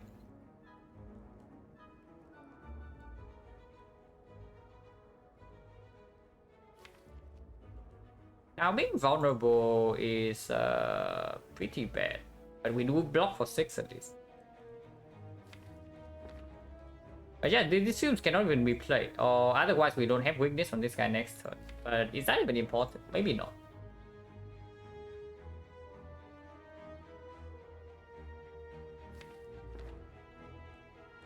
This turn is only we probably are not even striking because we are not weakened yet.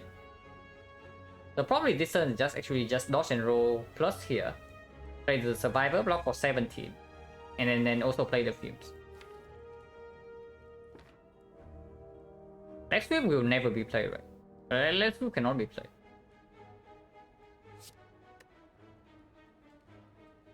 So right now we can actually upgrade this to block for 3 more and then have the films upgraded, but that's nonsense. I mean, I am super scared of this fight, but what can you do? Just freaking slavers, and our front load is not good enough.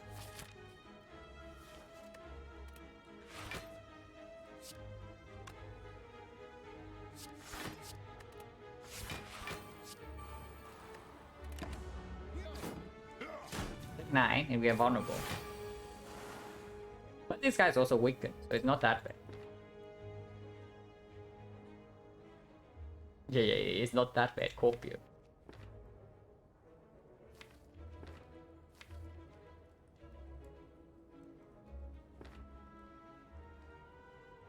Now we can definitely kill this guy with the explosive pot, and we are only facing Venezuela now. I mean, yeah, only.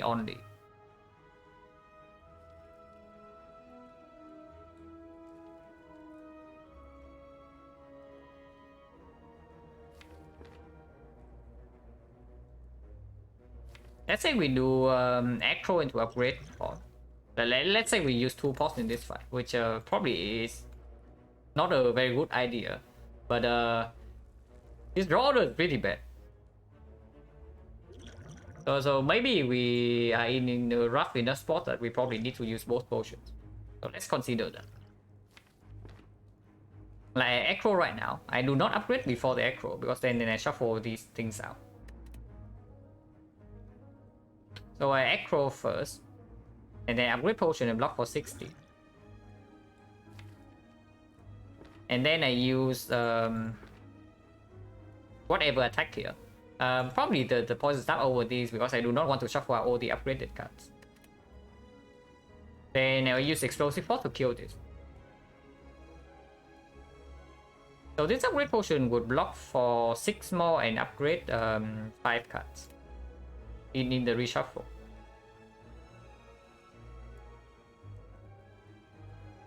Otherwise, I'm taking 7 and to preserve this potion. But I don't have the cards upgraded. And next turn, I'm still vulnerable.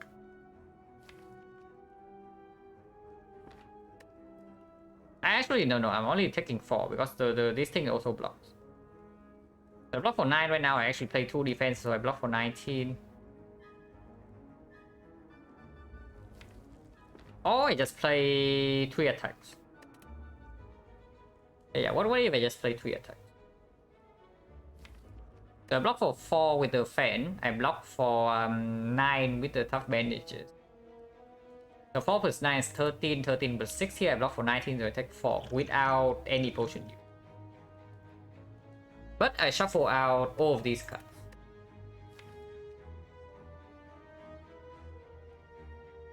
It's probably fine because of the better block cards are still in the draw pile. And the powers I don't even care about playing now. So it's probably fine to actually do that. And yeah, let's do it then. And the defense is actually what I want to redraw, I think. Instead of these powers, so I discard the defense. And poison up and go here.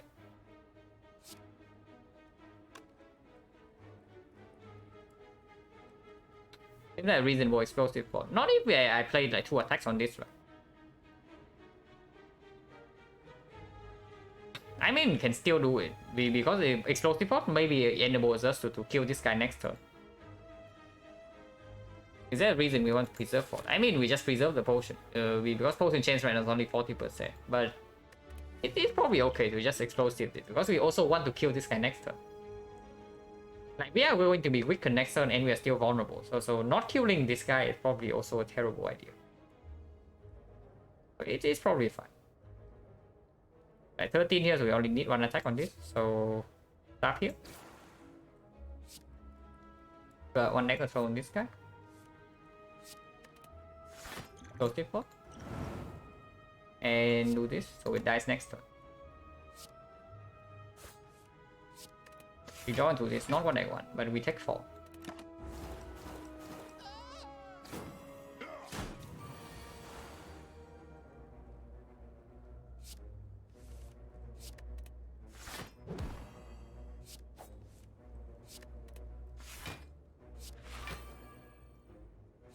It's 6 and this is also 6, so it's the same.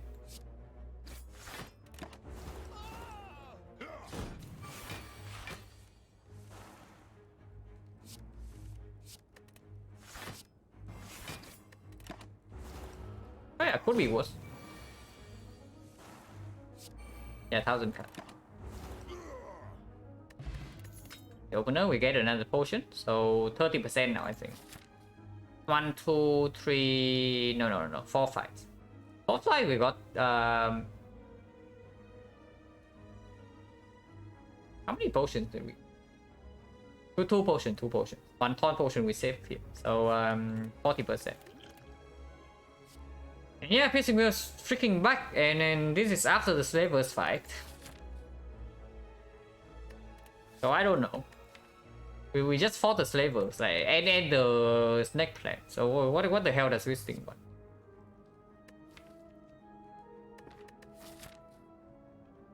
I mean, picking it up here makes like no sense whatsoever, but I don't know. Like maybe I don't pick this up and I just take like 21 from the freaking move stopping on turn 2. It definitely happened because yeah, Malays can be both at the bottom of that, but probably not right now. Now that we also added dodge and roll plus. I don't believe in this, especially not after we just fought the Slavers. And with the HP level being like this, most likely we are not even taking this part. We are going here and then we go to this fire. And if we cannot refight the Slavers again, then there's no point in picking this up at the moment.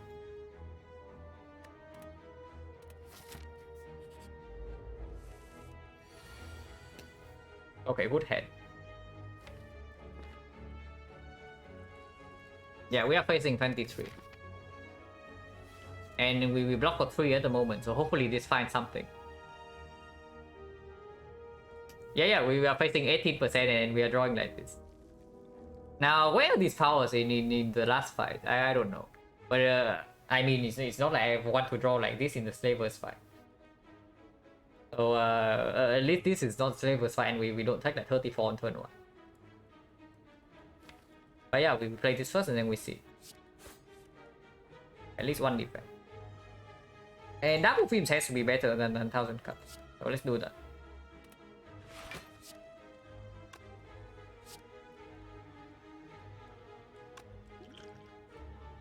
Upgrade port here for 3 and then upgrade the fumes. Cannot be good, right?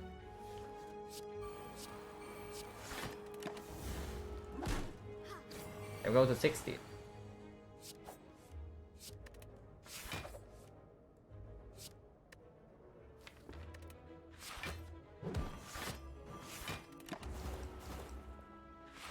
Do I say attack potion ever? Probably not. The only hit is dash. And if we say that this is always a dash, then it's probably also just better in this fight.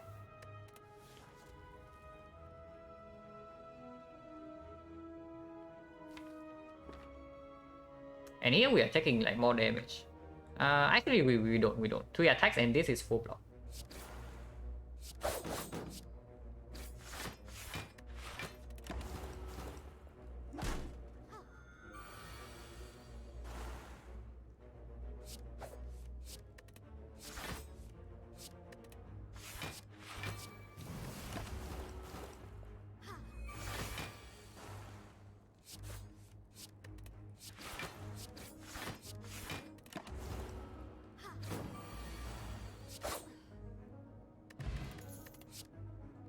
Yeah, footwork with the dodge and roll.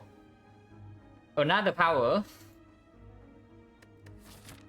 But yeah, good thing that we know this is a freaking chest, right? Instead of a potential like Forgotten Outer. And like, imagine you see Forgotten Outer here. Not super good, right? Yeah, not super good. Footwork is probably pickable after we pick this up. Also demands an upgrade eventually, and we don't have that. But I think it's fine. Also allow us immediately to pick up like potential nightmare if we see it again after this boss. If we survive for that long. Ancient potion probably cannot be good, but dropping a potion here is bad. It means the potion chance right now is only 30% and is a useless potion.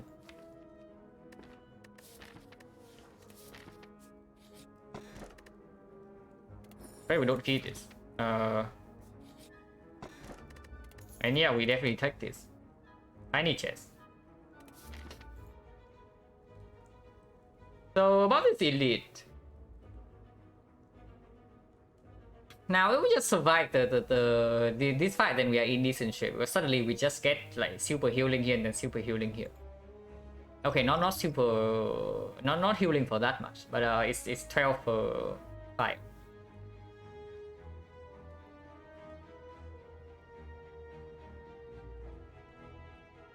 Maybe this is a potion card boss card, yeah. It's in a separate tab. Now with the mega prep, like, I kind of want to take this. Do we ever do both stabbing with less than 16 HP loss? Is what I'm thinking.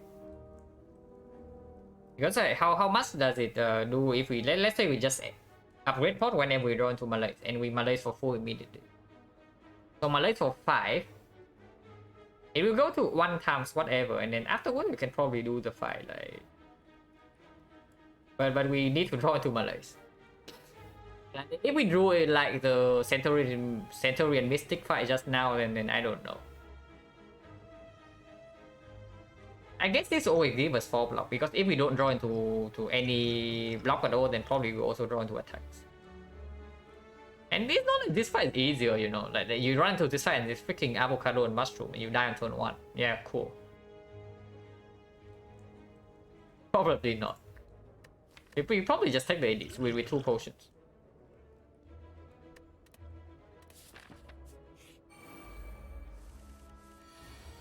Okay, where the hell is my 1000 cut now?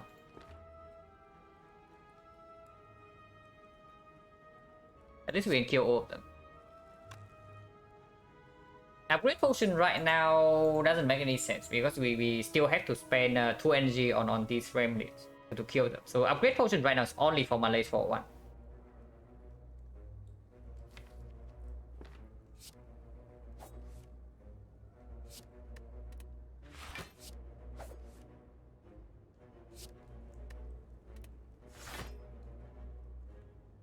Now we can think about upgrade potion.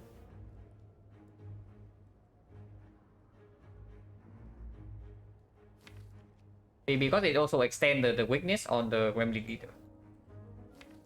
And apparently we are mostly drawing 2 powers in the upcoming turn.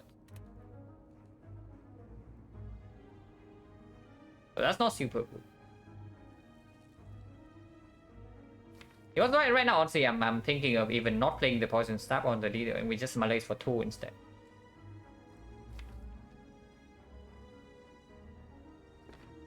How much is the leader attacking for? So the base is 6. It goes to 11, but if we Malays for if we Malays for 2, it goes to 9, and 9 weakens to 6. So we only need to drop 6 times 3. Which is honestly probably fine.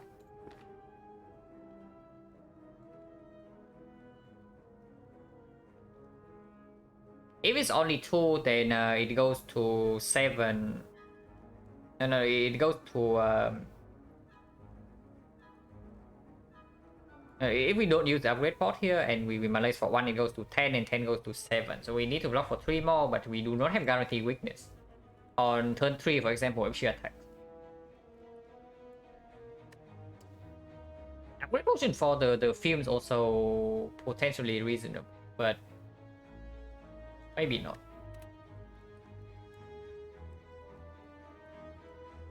Yeah, honestly, I'm down. We just upgrade pot immediately. But maybe that's stupid. Maybe I don't even play the Malays. I can also see something like Echo, Dagger straight into Echo, or the reverse. Just dig more into this deck, because these are not the cards I really want to draw when she's not attacking.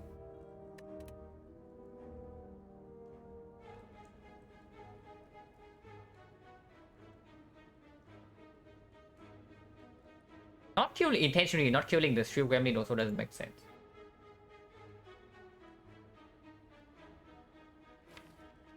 Because maybe next turn we just draw 2 powers, and we would like to draw 2 powers if she's not attacking. We don't always want her to attack next turn. My god, like Frozen Knight would be good here. And yeah, imagine this draw in the moon stabbing fire, right? Malays on turn 1 with the upgrade potion, we just... Yeah, we just like get obliterate the book. But it's not the book. Probably fine to the upgrade potion.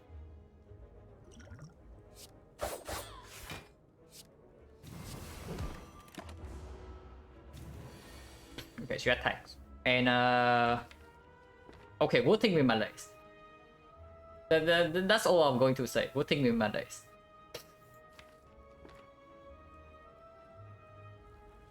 If we did not Malays, we would die right now. I mean, maybe we're not super dead, but it is close. But yeah, with the fire immediately after this, I don't see a reason to actually use it, because we also need to use attack potion if whenever she decides to resummon. So we just play the powers. Take 13.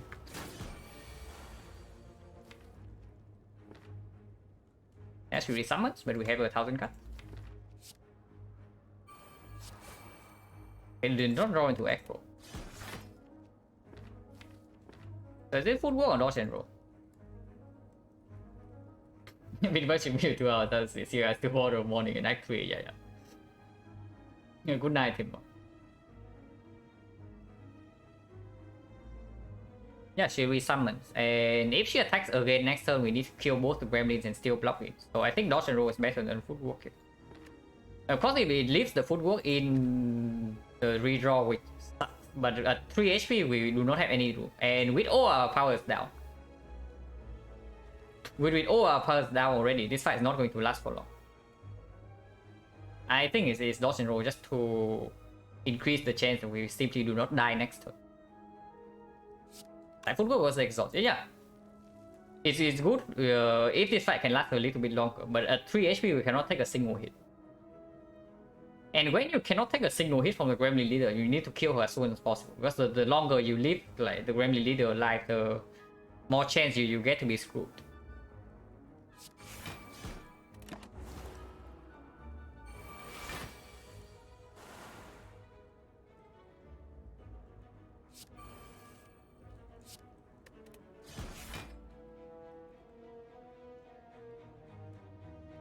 Yeah, powers are down.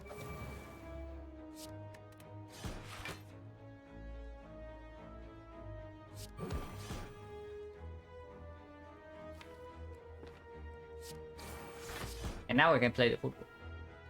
Or we can just strike her. But sometimes she attacks again next turn.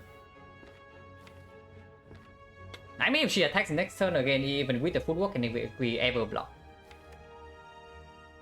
Let's say we draw into like 3 block cards and then dagger throw. Her base is going to be yes, plus 3 right now, so it's going to be plus 8. It's going to be 14 weakened to 10, so 30. 30 is blocked for 8, it's blocked for 7 each. So 7, 7 plus 8 is 22, 25. 25, 30 is not enough. So the only way we actually block next turn is by drawing all 4 block cards. Or this attack potion give us something.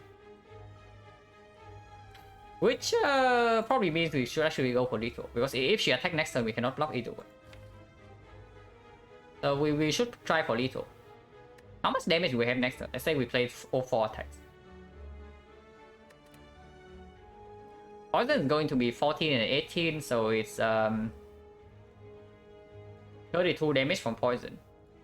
32 damage from poison, we play 5 cards, so it's 42 damage. She actually has 45. 45, 21, 30, 36, so this attack potion can only need to give like 9 damage.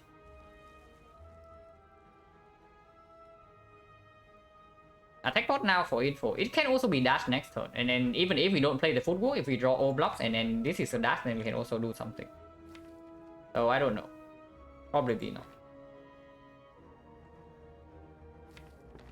Can also be predator, but can also be something like choke.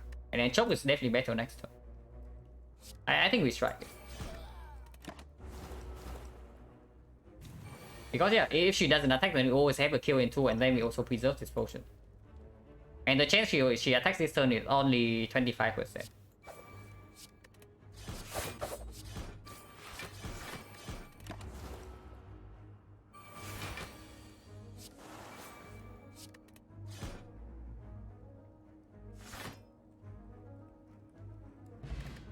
Yeah, probably will a little bit late, but better late than never. And then here's the prepare plus with tough bandage, or a backflip with a footwork. But prepare plus also works better with 1000 cards, and easier to proc to open with, because apparently even with the choker we are still like super short on energy. And yeah, we can go here, and with the eternal feather we are healed up a little bit. And of course with the 3 HP we are not running in this way. And yeah, at 15 we probably still need to rest. Because if this is Colosseum, we need to be able to take it. And resting here doesn't put us above the operation HP range. So even if we rest here and this is operation, we can still take it. Does Honor heal? No, it's not. We will still only heal for 12. We need one more card for this to heal for 15. And yeah, question mark, place question mark for Colosseum, definitely fine.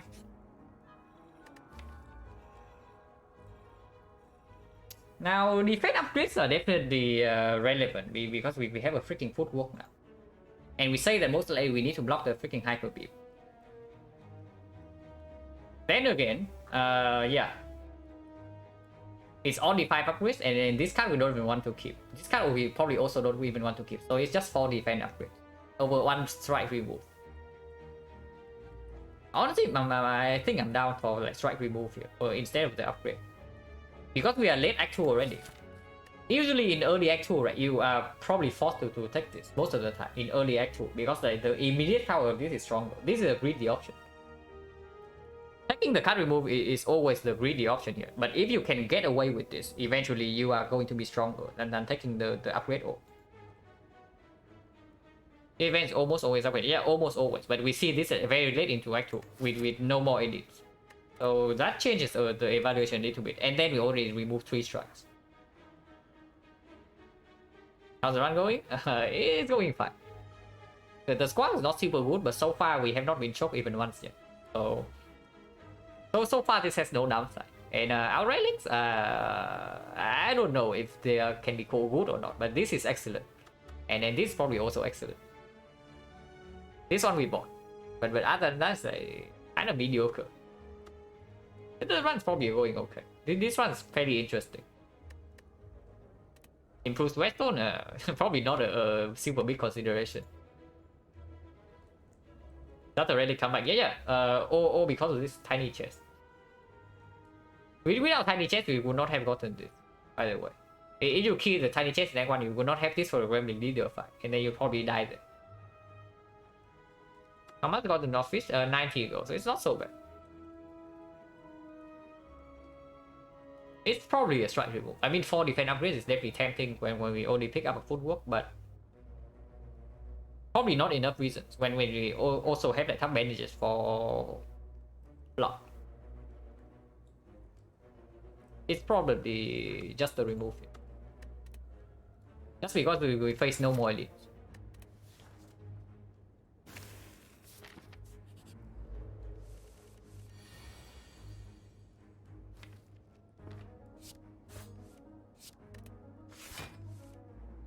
Yeah, 1000 cards. So we play the 1000 cards.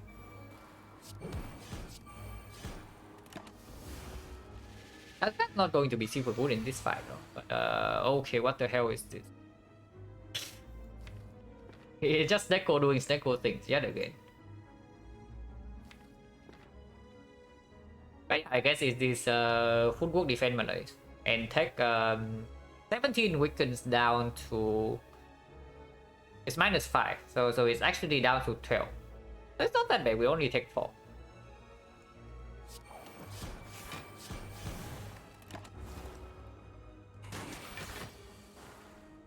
And this is full block. And the film's online already, but I don't really want to redraw this. Right?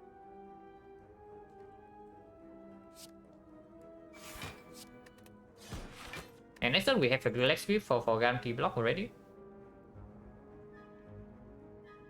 Now, Poison W is definitely more damage, but redrawing this is also pretty important. But even if we attack it, this guy's not going to die anytime soon.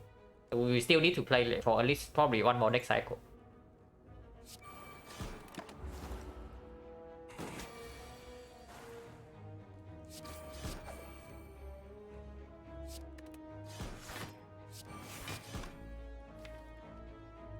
I can draw, but can also not.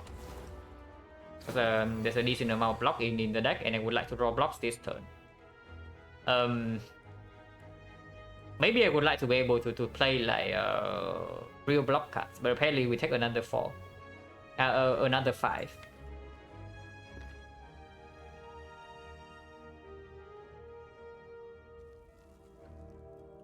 If only they were upgraded, yeah. The defense upgrade like definitely plays here. But who knows? Maybe we'll have drawn like a strike in the earlier turns. But I already know, right? I only say that taking the strike remove is always the greedy option. But yeah, sure. I guess we take 5 then.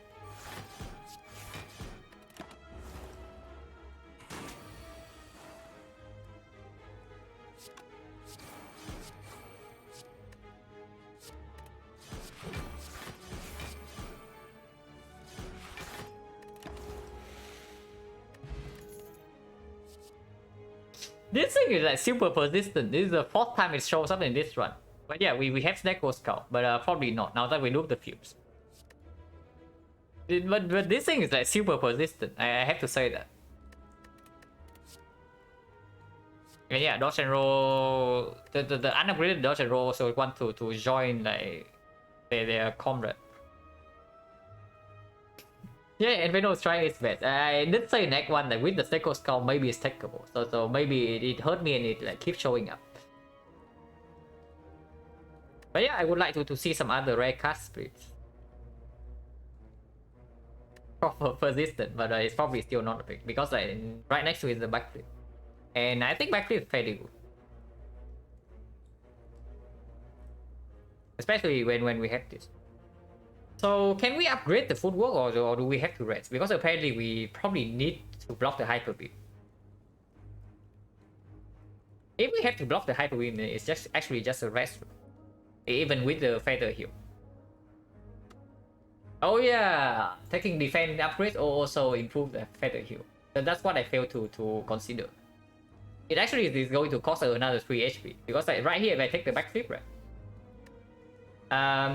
Without removing the strike, the feather is actually healing for 15, but now it only heals for 12 unless I take 2 cards. And I don't really want to take one of these garbage.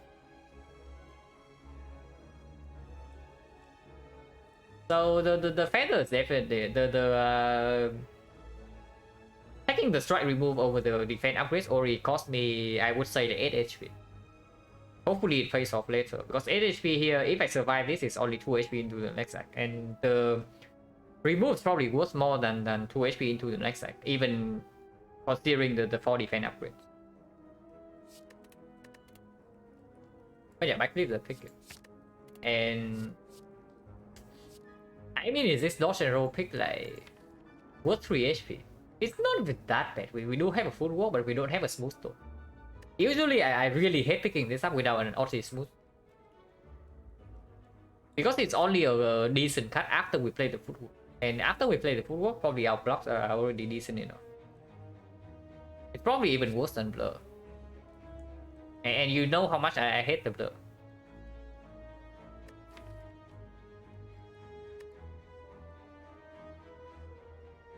Probably not worth 3 HP. Also, yeah, it's kind of like Fusion Hammer, right? We did not even make one upgrade in this side. We rested in every fire.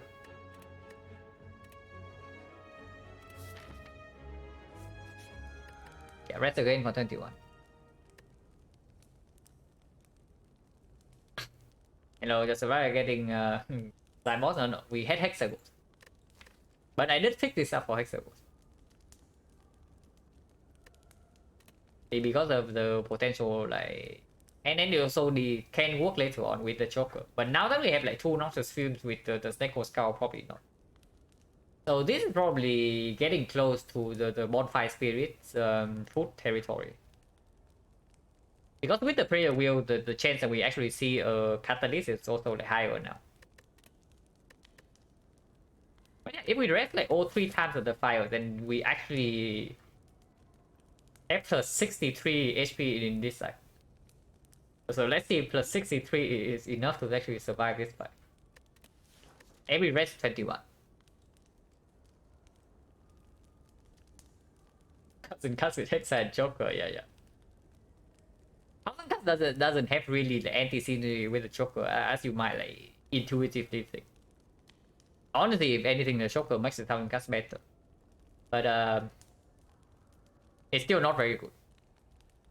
And yeah, 1000 Cuts definitely deliver in that fight, like for sure. Because the films at the time was not upgraded, and we also bottom deck the films, kind of. And that was also before the Seiko Skull. And yeah, if we had to block the Hyper Beam, and then we have to rest it. Unfortunately. Footwork turn 1 is fine. No other cards on turn 1 is not so super fine. So instead of stripping all the artifacts here, I think I want to draw. So let's draw. And keep drawing. Okay, where the hell are our powers? Don't think Joker has blocked us, right? Yeah, it has not. But now I'm not willing to draw anymore because I still want to trip 2 artifacts from this guy.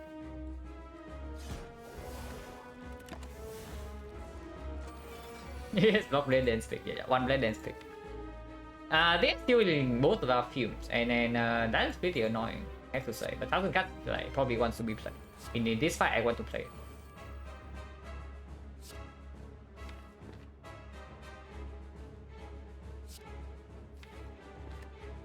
Now if we play the poison stab on this and then we neutralize blocks of 4. 4 for 1 energy, but it also strips I don't know. Artifact or strip always happens.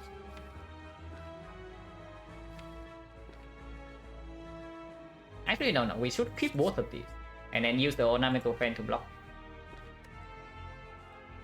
And these blocks for 7. These also blocks for 7. It also strip artifact and it puts more damage in, so I guess it's fine.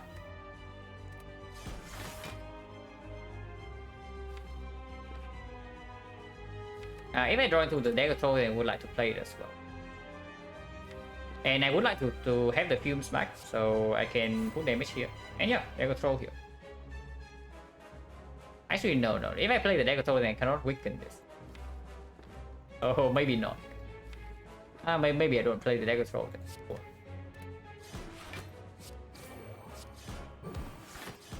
Full block.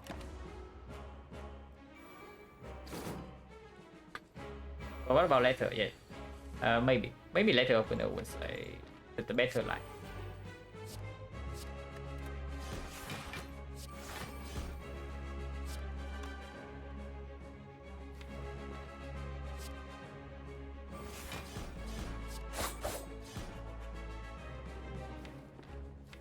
Still applying weakness to this is probably fine. And no need to block more with the ornamental fan, so no need to attack potion yet. But yeah, both teams are not down yet, which is like slightly concerning.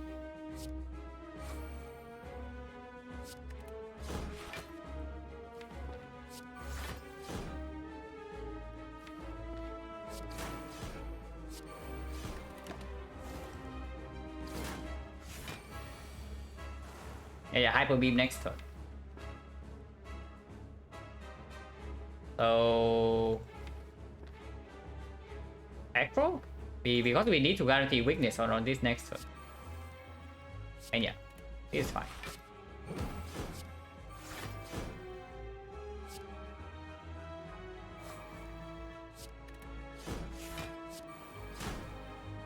And we can use letter opener by playing the prepare right now, but I probably want to draw these cards next turn because I actually need to block.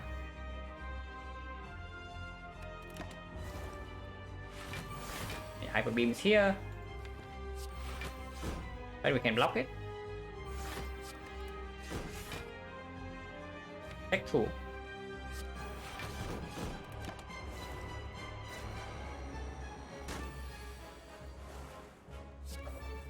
Okay, this is not what I want to see, like 4 defense. But all our powers are down, so maybe we should do okay in this fight from here.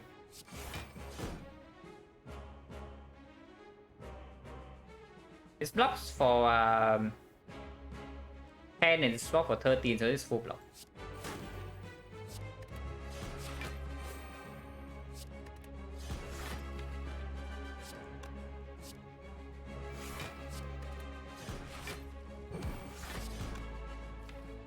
And preparing here is not what I want. I want to play dodge and roll next turn.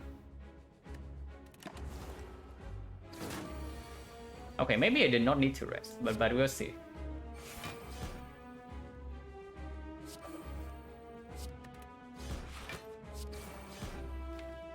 And yeah, I don't want to draw anymore.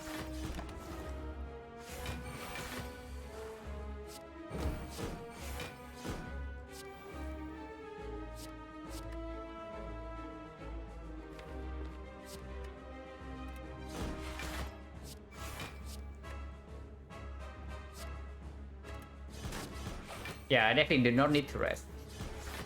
So -1 upgrade. And yeah, we can get choke one. Doesn't matter by the way, because we cannot play more cards. Resting is so scrubbed. Yeah. We also do pretty well in this fight, I have to say, besides turn 1. Turn 1 we did not draw very well, but afterwards like our draws were pretty excellent.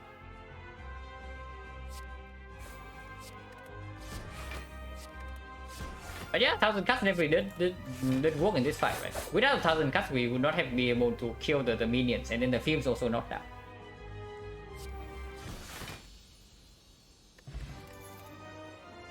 Yeah, burst is back. The burst where that we pick 1000 cuts over in Act 1. It's back. Alos is cute, but it's not good.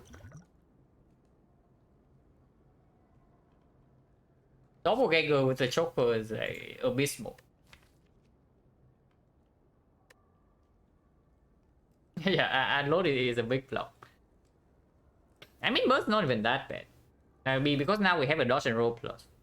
We can burst echo to get into the dodge and roll plus, or we can just burst the dodge and roll. I mean, there's no need to upgrade the burst with the choker. So the only question here is whether the burst is actually better than skip. And with the Malays in the deck, the burst is probably better than skip. We have one burst target, two burst targets, and then potentially any card draw can be bursted. The next few can also be bursted. I think it's not so bad. Also instantly open up like Catalyst, and then we know that we probably pick up Catalyst. And yeah, we have Prayer Wheel.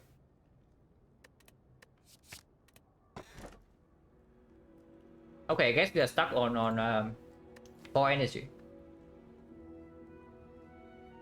But yeah, you know what we pick here.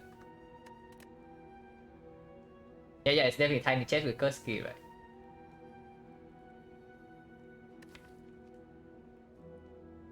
I mean, the energy from Polar will play fairly well, but yeah, Burst Pyramid, Malay's Pyramid, Burst Malay's Pyramid, Prepare plus Stab Bandages Pyramid.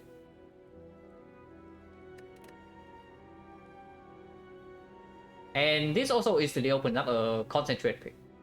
Concentrate also blocks for 9. Yeah, head Pyramid. Force Patrick. Oh, where is it? Okay, not so bad. We can take 3 leads and still go to a shop. That's pretty excellent, actually.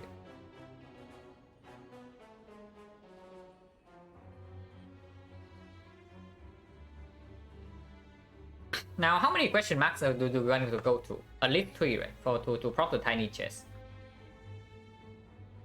So after this, we go to probably this fire and this elite into 1 question mark.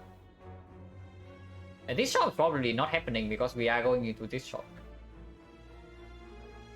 So yeah, 1 question mark here, so 2 more question marks beforehand, which probably means that we actually take this path. 1 question mark here, 1 question mark here, and if this question mark is bad, we can also even take another 1 here. It is boss, yeah. Time Eater is a boss, but no problem. We have Joker anyway, so what can possibly happen? And the minus draw from the slime attack is not as bad as usual because we do have Pyramid. Then Pyramid Choker a little dangerous, am I just bad? Don't overestimate the Choker. Like don't overestimate the downside of this relic. 6 cuts is a lot per turn. The next time you pick up the Joker, you can probably just count like how many times this card has restricted you. Because this is only bad if you play 7 cards or more per turn. And Pyramid simply does not clock your hand if you can play like 6 cards per turn. That does not happen. For some next Joker is very bad, for some other Joker is barely noticeable. Yeah, exactly. If Joker is free energy, it's like super free. But with the player, we also want to take a decent amount of whole wave fight, so I probably start here. Take 2 fights first, because after these 2 fights, I can end the question mark. I can still choose to take like 2 question mark or 1 more fight.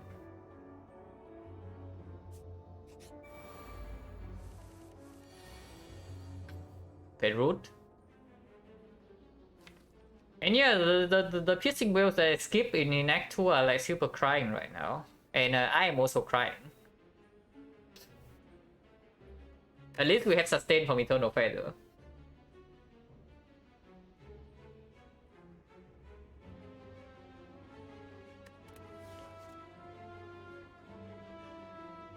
But we draw first one. Okay, dodge and rolls here. Probably never playing both fields.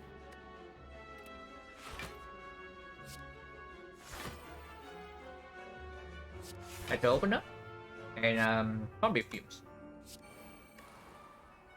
Okay.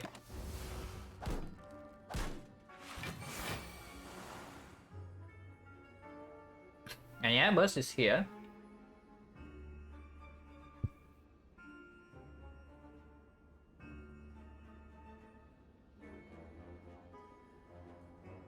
We pay block for 6, it's block for 9, and we need to block for 32.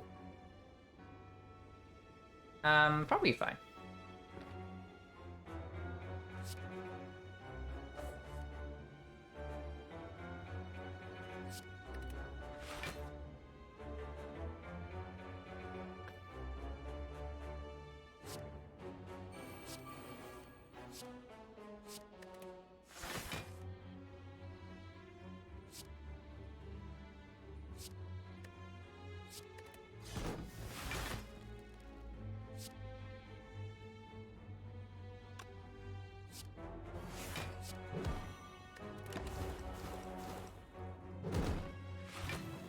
Where the hell is calculating game hiding? Yeah, and Venom just took his spot.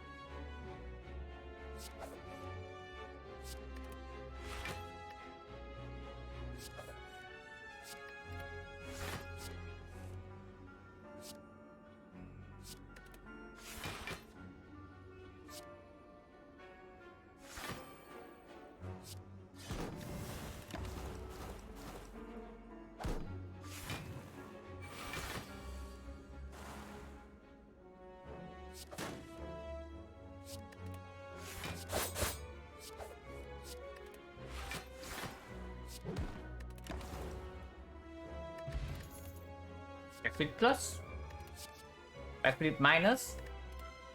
Oh, creeping cloud plus with the Steko Scout and with the burst in the deck. Now cloud plus pretty sick. It applies like 8 poison and then 2 AoE weakness. But we just face the dark decks. And we have fumes for AoE poison already, so do we really need it? And next to it is a freaking backflip plus with footwork and out deck. And yeah, we already have 4 energy. It's not like we are like screaming in energy or anything, and then we can play the cloud whenever we draw into it. Now, a weak chain after the Malaise is not super good though, that is true. But we do have Pyramid to work with that, and sometimes we can also burst the next week if we need to do something like that in the, let's say, Awaken 1 fight, second phase. And it's not like this weakness is anything, it's just 2 weakness and then exhaust. And this one cannot be good.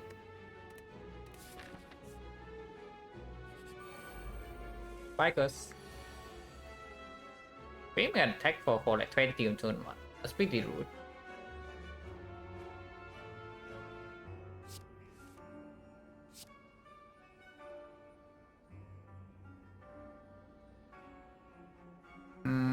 Block for 6, we block again for 11, so 17. 17 plus 23, 28, so it's not enough.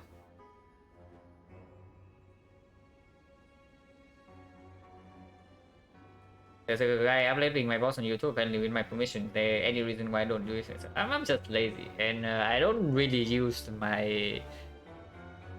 The last time I used my YouTube channel was actually just to upgrade to upload HD speedruns, and only because you need like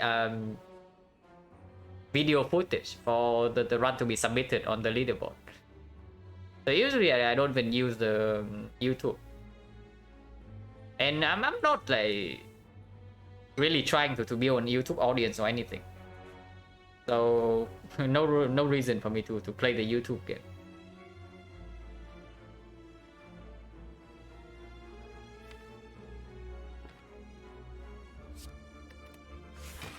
I play one dagger throw.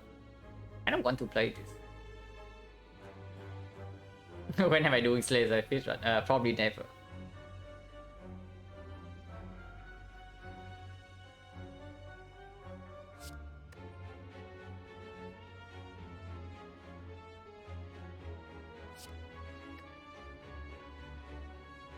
Now this goes to 10, goes to 7, so it actually blocks for 4. Which means I actually take damage. Holy crap, dude, this deck would do so nicely with like one partition. For sure. We definitely want energy now. Even with the Joker. Films can wait. Films can wait.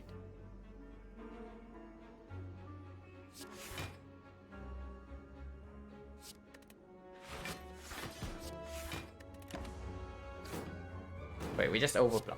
Or for some reason I thought that I needed to block for like 30. But that was just stupid.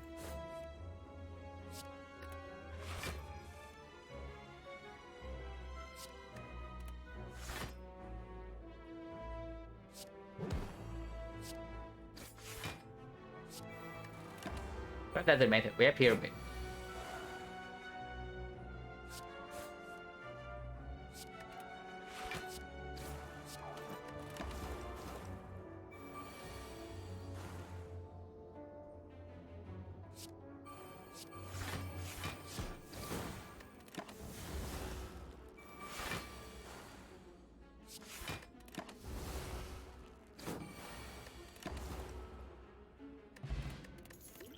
Chaos, terrible potion with the choker. And yeah, this is not the disgust synergy I'm looking for. That much I can tell you. The constraint right now is definitely energy and not card draw. Like we had 2 acros, 2 backflip, and prepare. So I don't even know, I probably don't even pick this up. Because it also just blocked my draw early on. I mean, it probably doesn't block my draws early on. Because yeah, I had 3 dagger throws, a prepare, and then 2 acro. So the chance to draw this before any of the disgust synergy is also quite low. But I don't like it, because right now I don't really have anything that actually can use the full hand space. Like no count gamble, no concentrate. So it fills my hand and then what? Yeah, probably nothing happened. And another backflip, I already turned down the backflip minus beforehand and I think this still stays the same. So just a skip. Also, I would like to replace this potion whenever possible. Because this potion doesn't play well with the choker at all. Yeah, terrible event. So we'll probably go to another event. And just get the tiny chest proc like before the very first edit. Okay, I guess we are just taking yeah, we key this.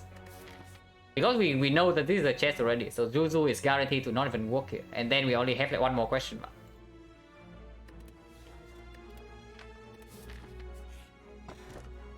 Okay, fine. I mean, tiny chest did this thing. It gave us backup prep, so now it gives us the boot. It's fine, because then this chest will be good, right? Surely. Oh yeah, finally we can upgrade. So, Footwork upgrade is looking decent. Malay's upgrade is also looking better now that we know that we don't have 5 energy. It's one of these 2. It's probably not the Films ever, because Films is already pre-upgraded with this and we have 2 copies.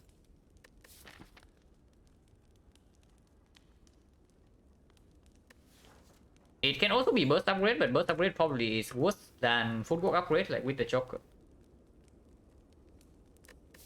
Malay's upgrade doesn't really play in the elite fights. I mean, it plays a little bit, but not so much.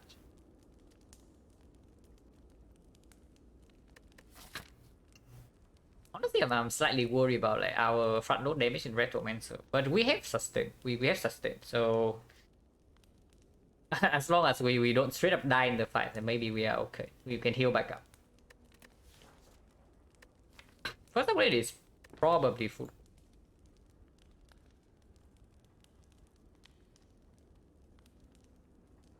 I mean, our giant head fight is also like pretty terrible. So if that is so, then football upgrade is even stronger. Because yeah, we might have to actually block the giant head for a very long time.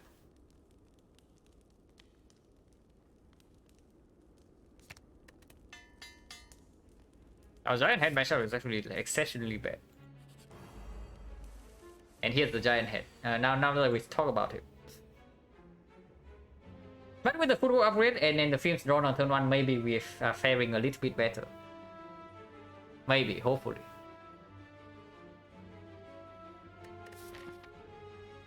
I mean, at least this is not max HP giant head. But it can also be like max HP Reptomancer or something, and then that's equally as bad, maybe even worse. What's the potion change? 1, 2, 2, 5, and 1 potion, so 40%. But we are going to a big shop, so we can definitely refill a potion here if necessary, because this fight is dangerous. But yeah, football has to be played, so we play that. Fumes has to be played, so we can play that. And I don't think I want to distill chaos yet. Which probably means it's neutralize it goes to 9. So neutralize dagger throw defense is a full block. And there's no other card where I would play, right? Except this defense. Maybe dodge and roll. But dodge and roll I probably want to keep in my hand when this guy is hitting us for a big number. So I can safely play the defense first. And yeah, the boot. Dagger spray, probably not a card I care about. I think I want to keep a wood block card in my hand.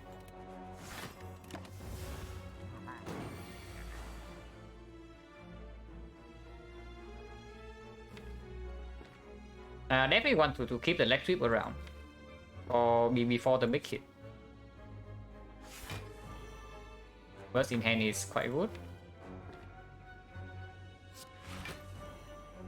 1000 cuts can be deployed. Probably fine. And just make some hand space. So don't need this defense, and our hand is already full, so don't need the echo.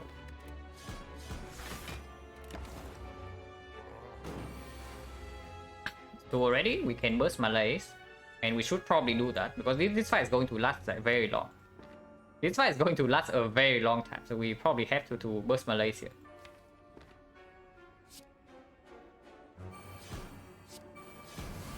To slow this down as much as possible. 25, the films wants to be played. And we block for exactly 25 here.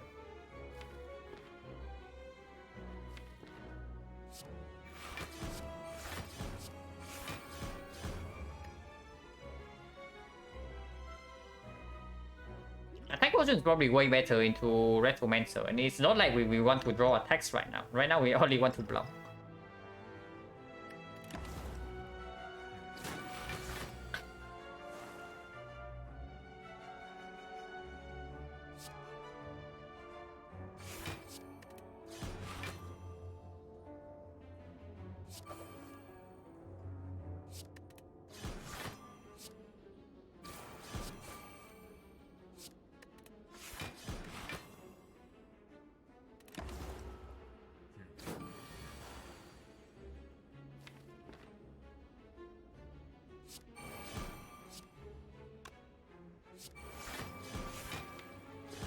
Yeah, only block cards coming up, so we can probably attack.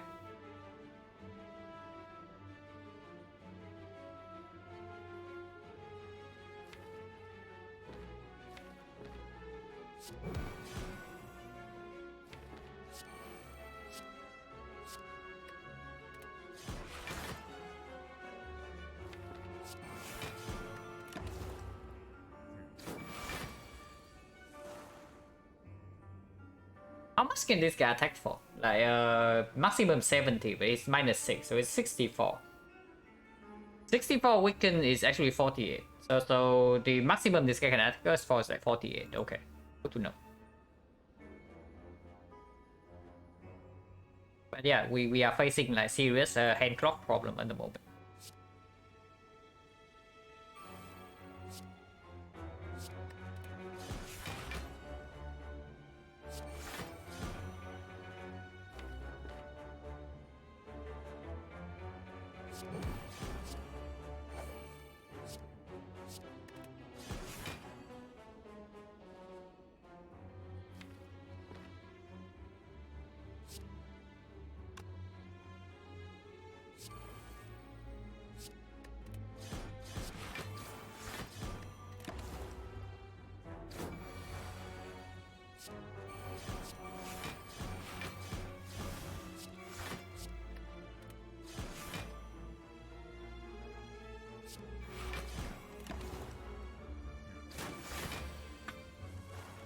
Is it actually 44? Wait. Is that 70 goes down to... Yeah, I guess... Wait, no. 70 goes down to 64... Why is it 44?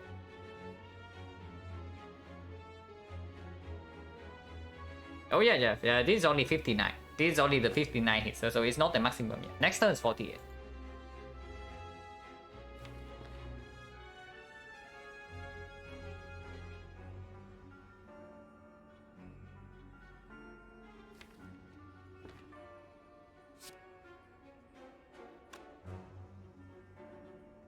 Honestly, I'm down to just play this. This still chaos, but maybe not this turn.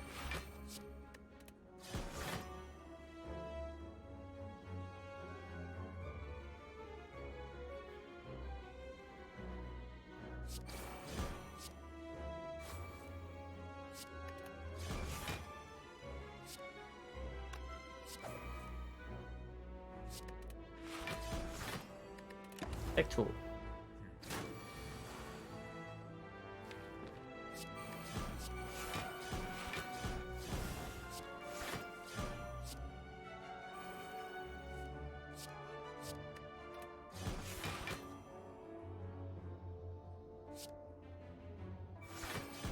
Take another 4, and next turn we have 27 block, and the turn after this dies. Or I can die this turn.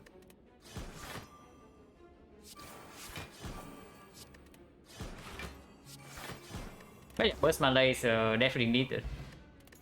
Oh, coin right before the shop. Okay, sure. I mean, I take that. Garbage. And this potion is like super bad, so it's probably just skill potion over this, because it can also be bursted, can be catalyst, can be nightmare. Also, we have a lot of gold.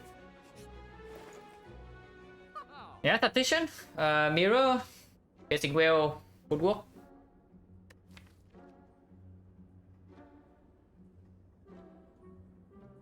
Now mirror, we can definitely mirror the footwork plus, and we have a lot of gold. And yeah, there's no count gamble here. And tactician we definitely take. We definitely take this. I think we'll probably one copy is fine. We cannot always rely on the Malays, and now that we have pyramid, it's actually so much better. And yeah, I said that it doesn't play really well into late Act 2, and that's probably still true. But we are in Act 3 now, and then we have a pyramid. Do we mirror tactician? I'm not really tactician, probably not. I think mirroring like footwork is way stronger. Sadistic nature, no, we don't need this, and it's too expensive.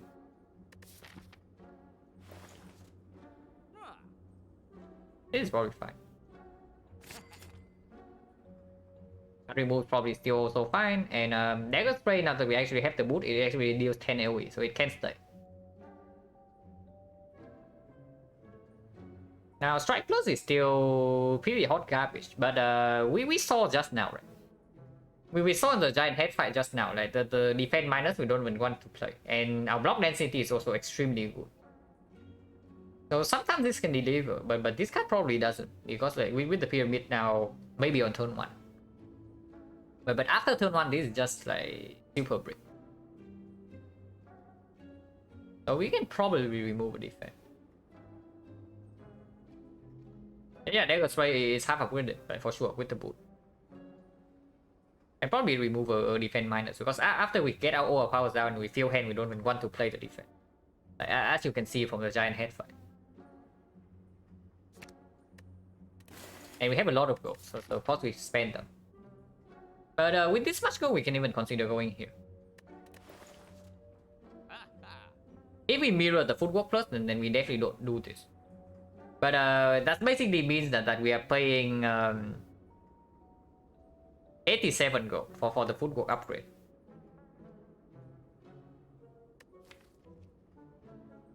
Two phase Samita, two phase Welcome 1, 2 Malays works nice.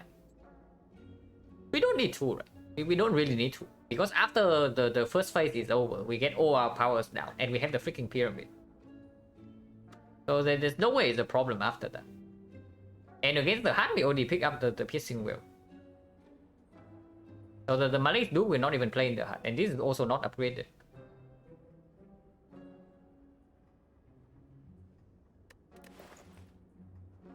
We're paying 87 gold for an upgrade here. And it might actually be worth it. Just because we are so rich right now. Yeah, if we buy the mirror, then we can go this way. Like to the question mark. And yeah, we have not seen any real event in this upgrade. We saw the red mask here, and then 2 chests. Is this Whetstone? Probably not. This upgrade only adds 1 damage, and then it hits neutralize, which doesn't really do much, because we have Pyramid with Burst Stack Sweep. And the Malays. Oh, it did hit these, which is yeah, 3 damage upgrade. Like, not super relevant. Because upgrade skills are only attack. The skill upgrade is the Warpaint. Yeah, I'm down to just mirror footwork and then leave. If one of these potions is like Ghost in a Jar, then maybe I buy it. But I mean, Gambler 2 is very strong with tough bandages, but probably not worth like 83 gold and another potion.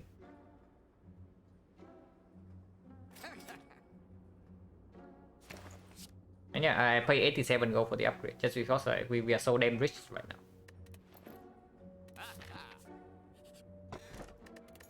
A bit late. Definitely a bit late, but better late than never, because we are still seeing like 4 more card reverse screens. Potentially 5 if this is a fight.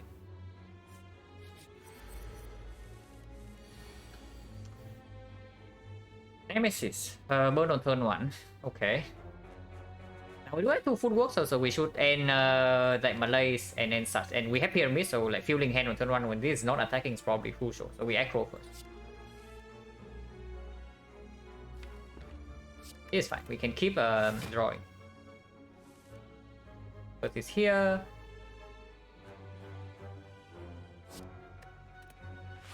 Who wants to be played? Fuse wants to be played. Neutralize probably wants to be kept in our hand for next turn. So Poison Stab. And this is fine. Yeah, early egg, very early. 7 times 3. We can burst Malay to make it 0, and should probably do that.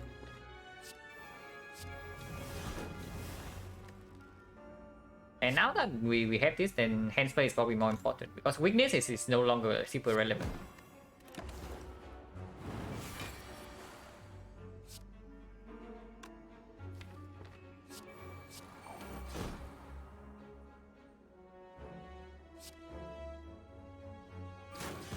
The boot.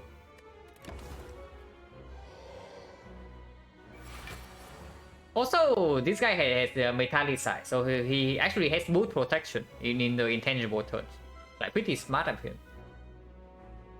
So our hard counter is also nullified, unfortunately.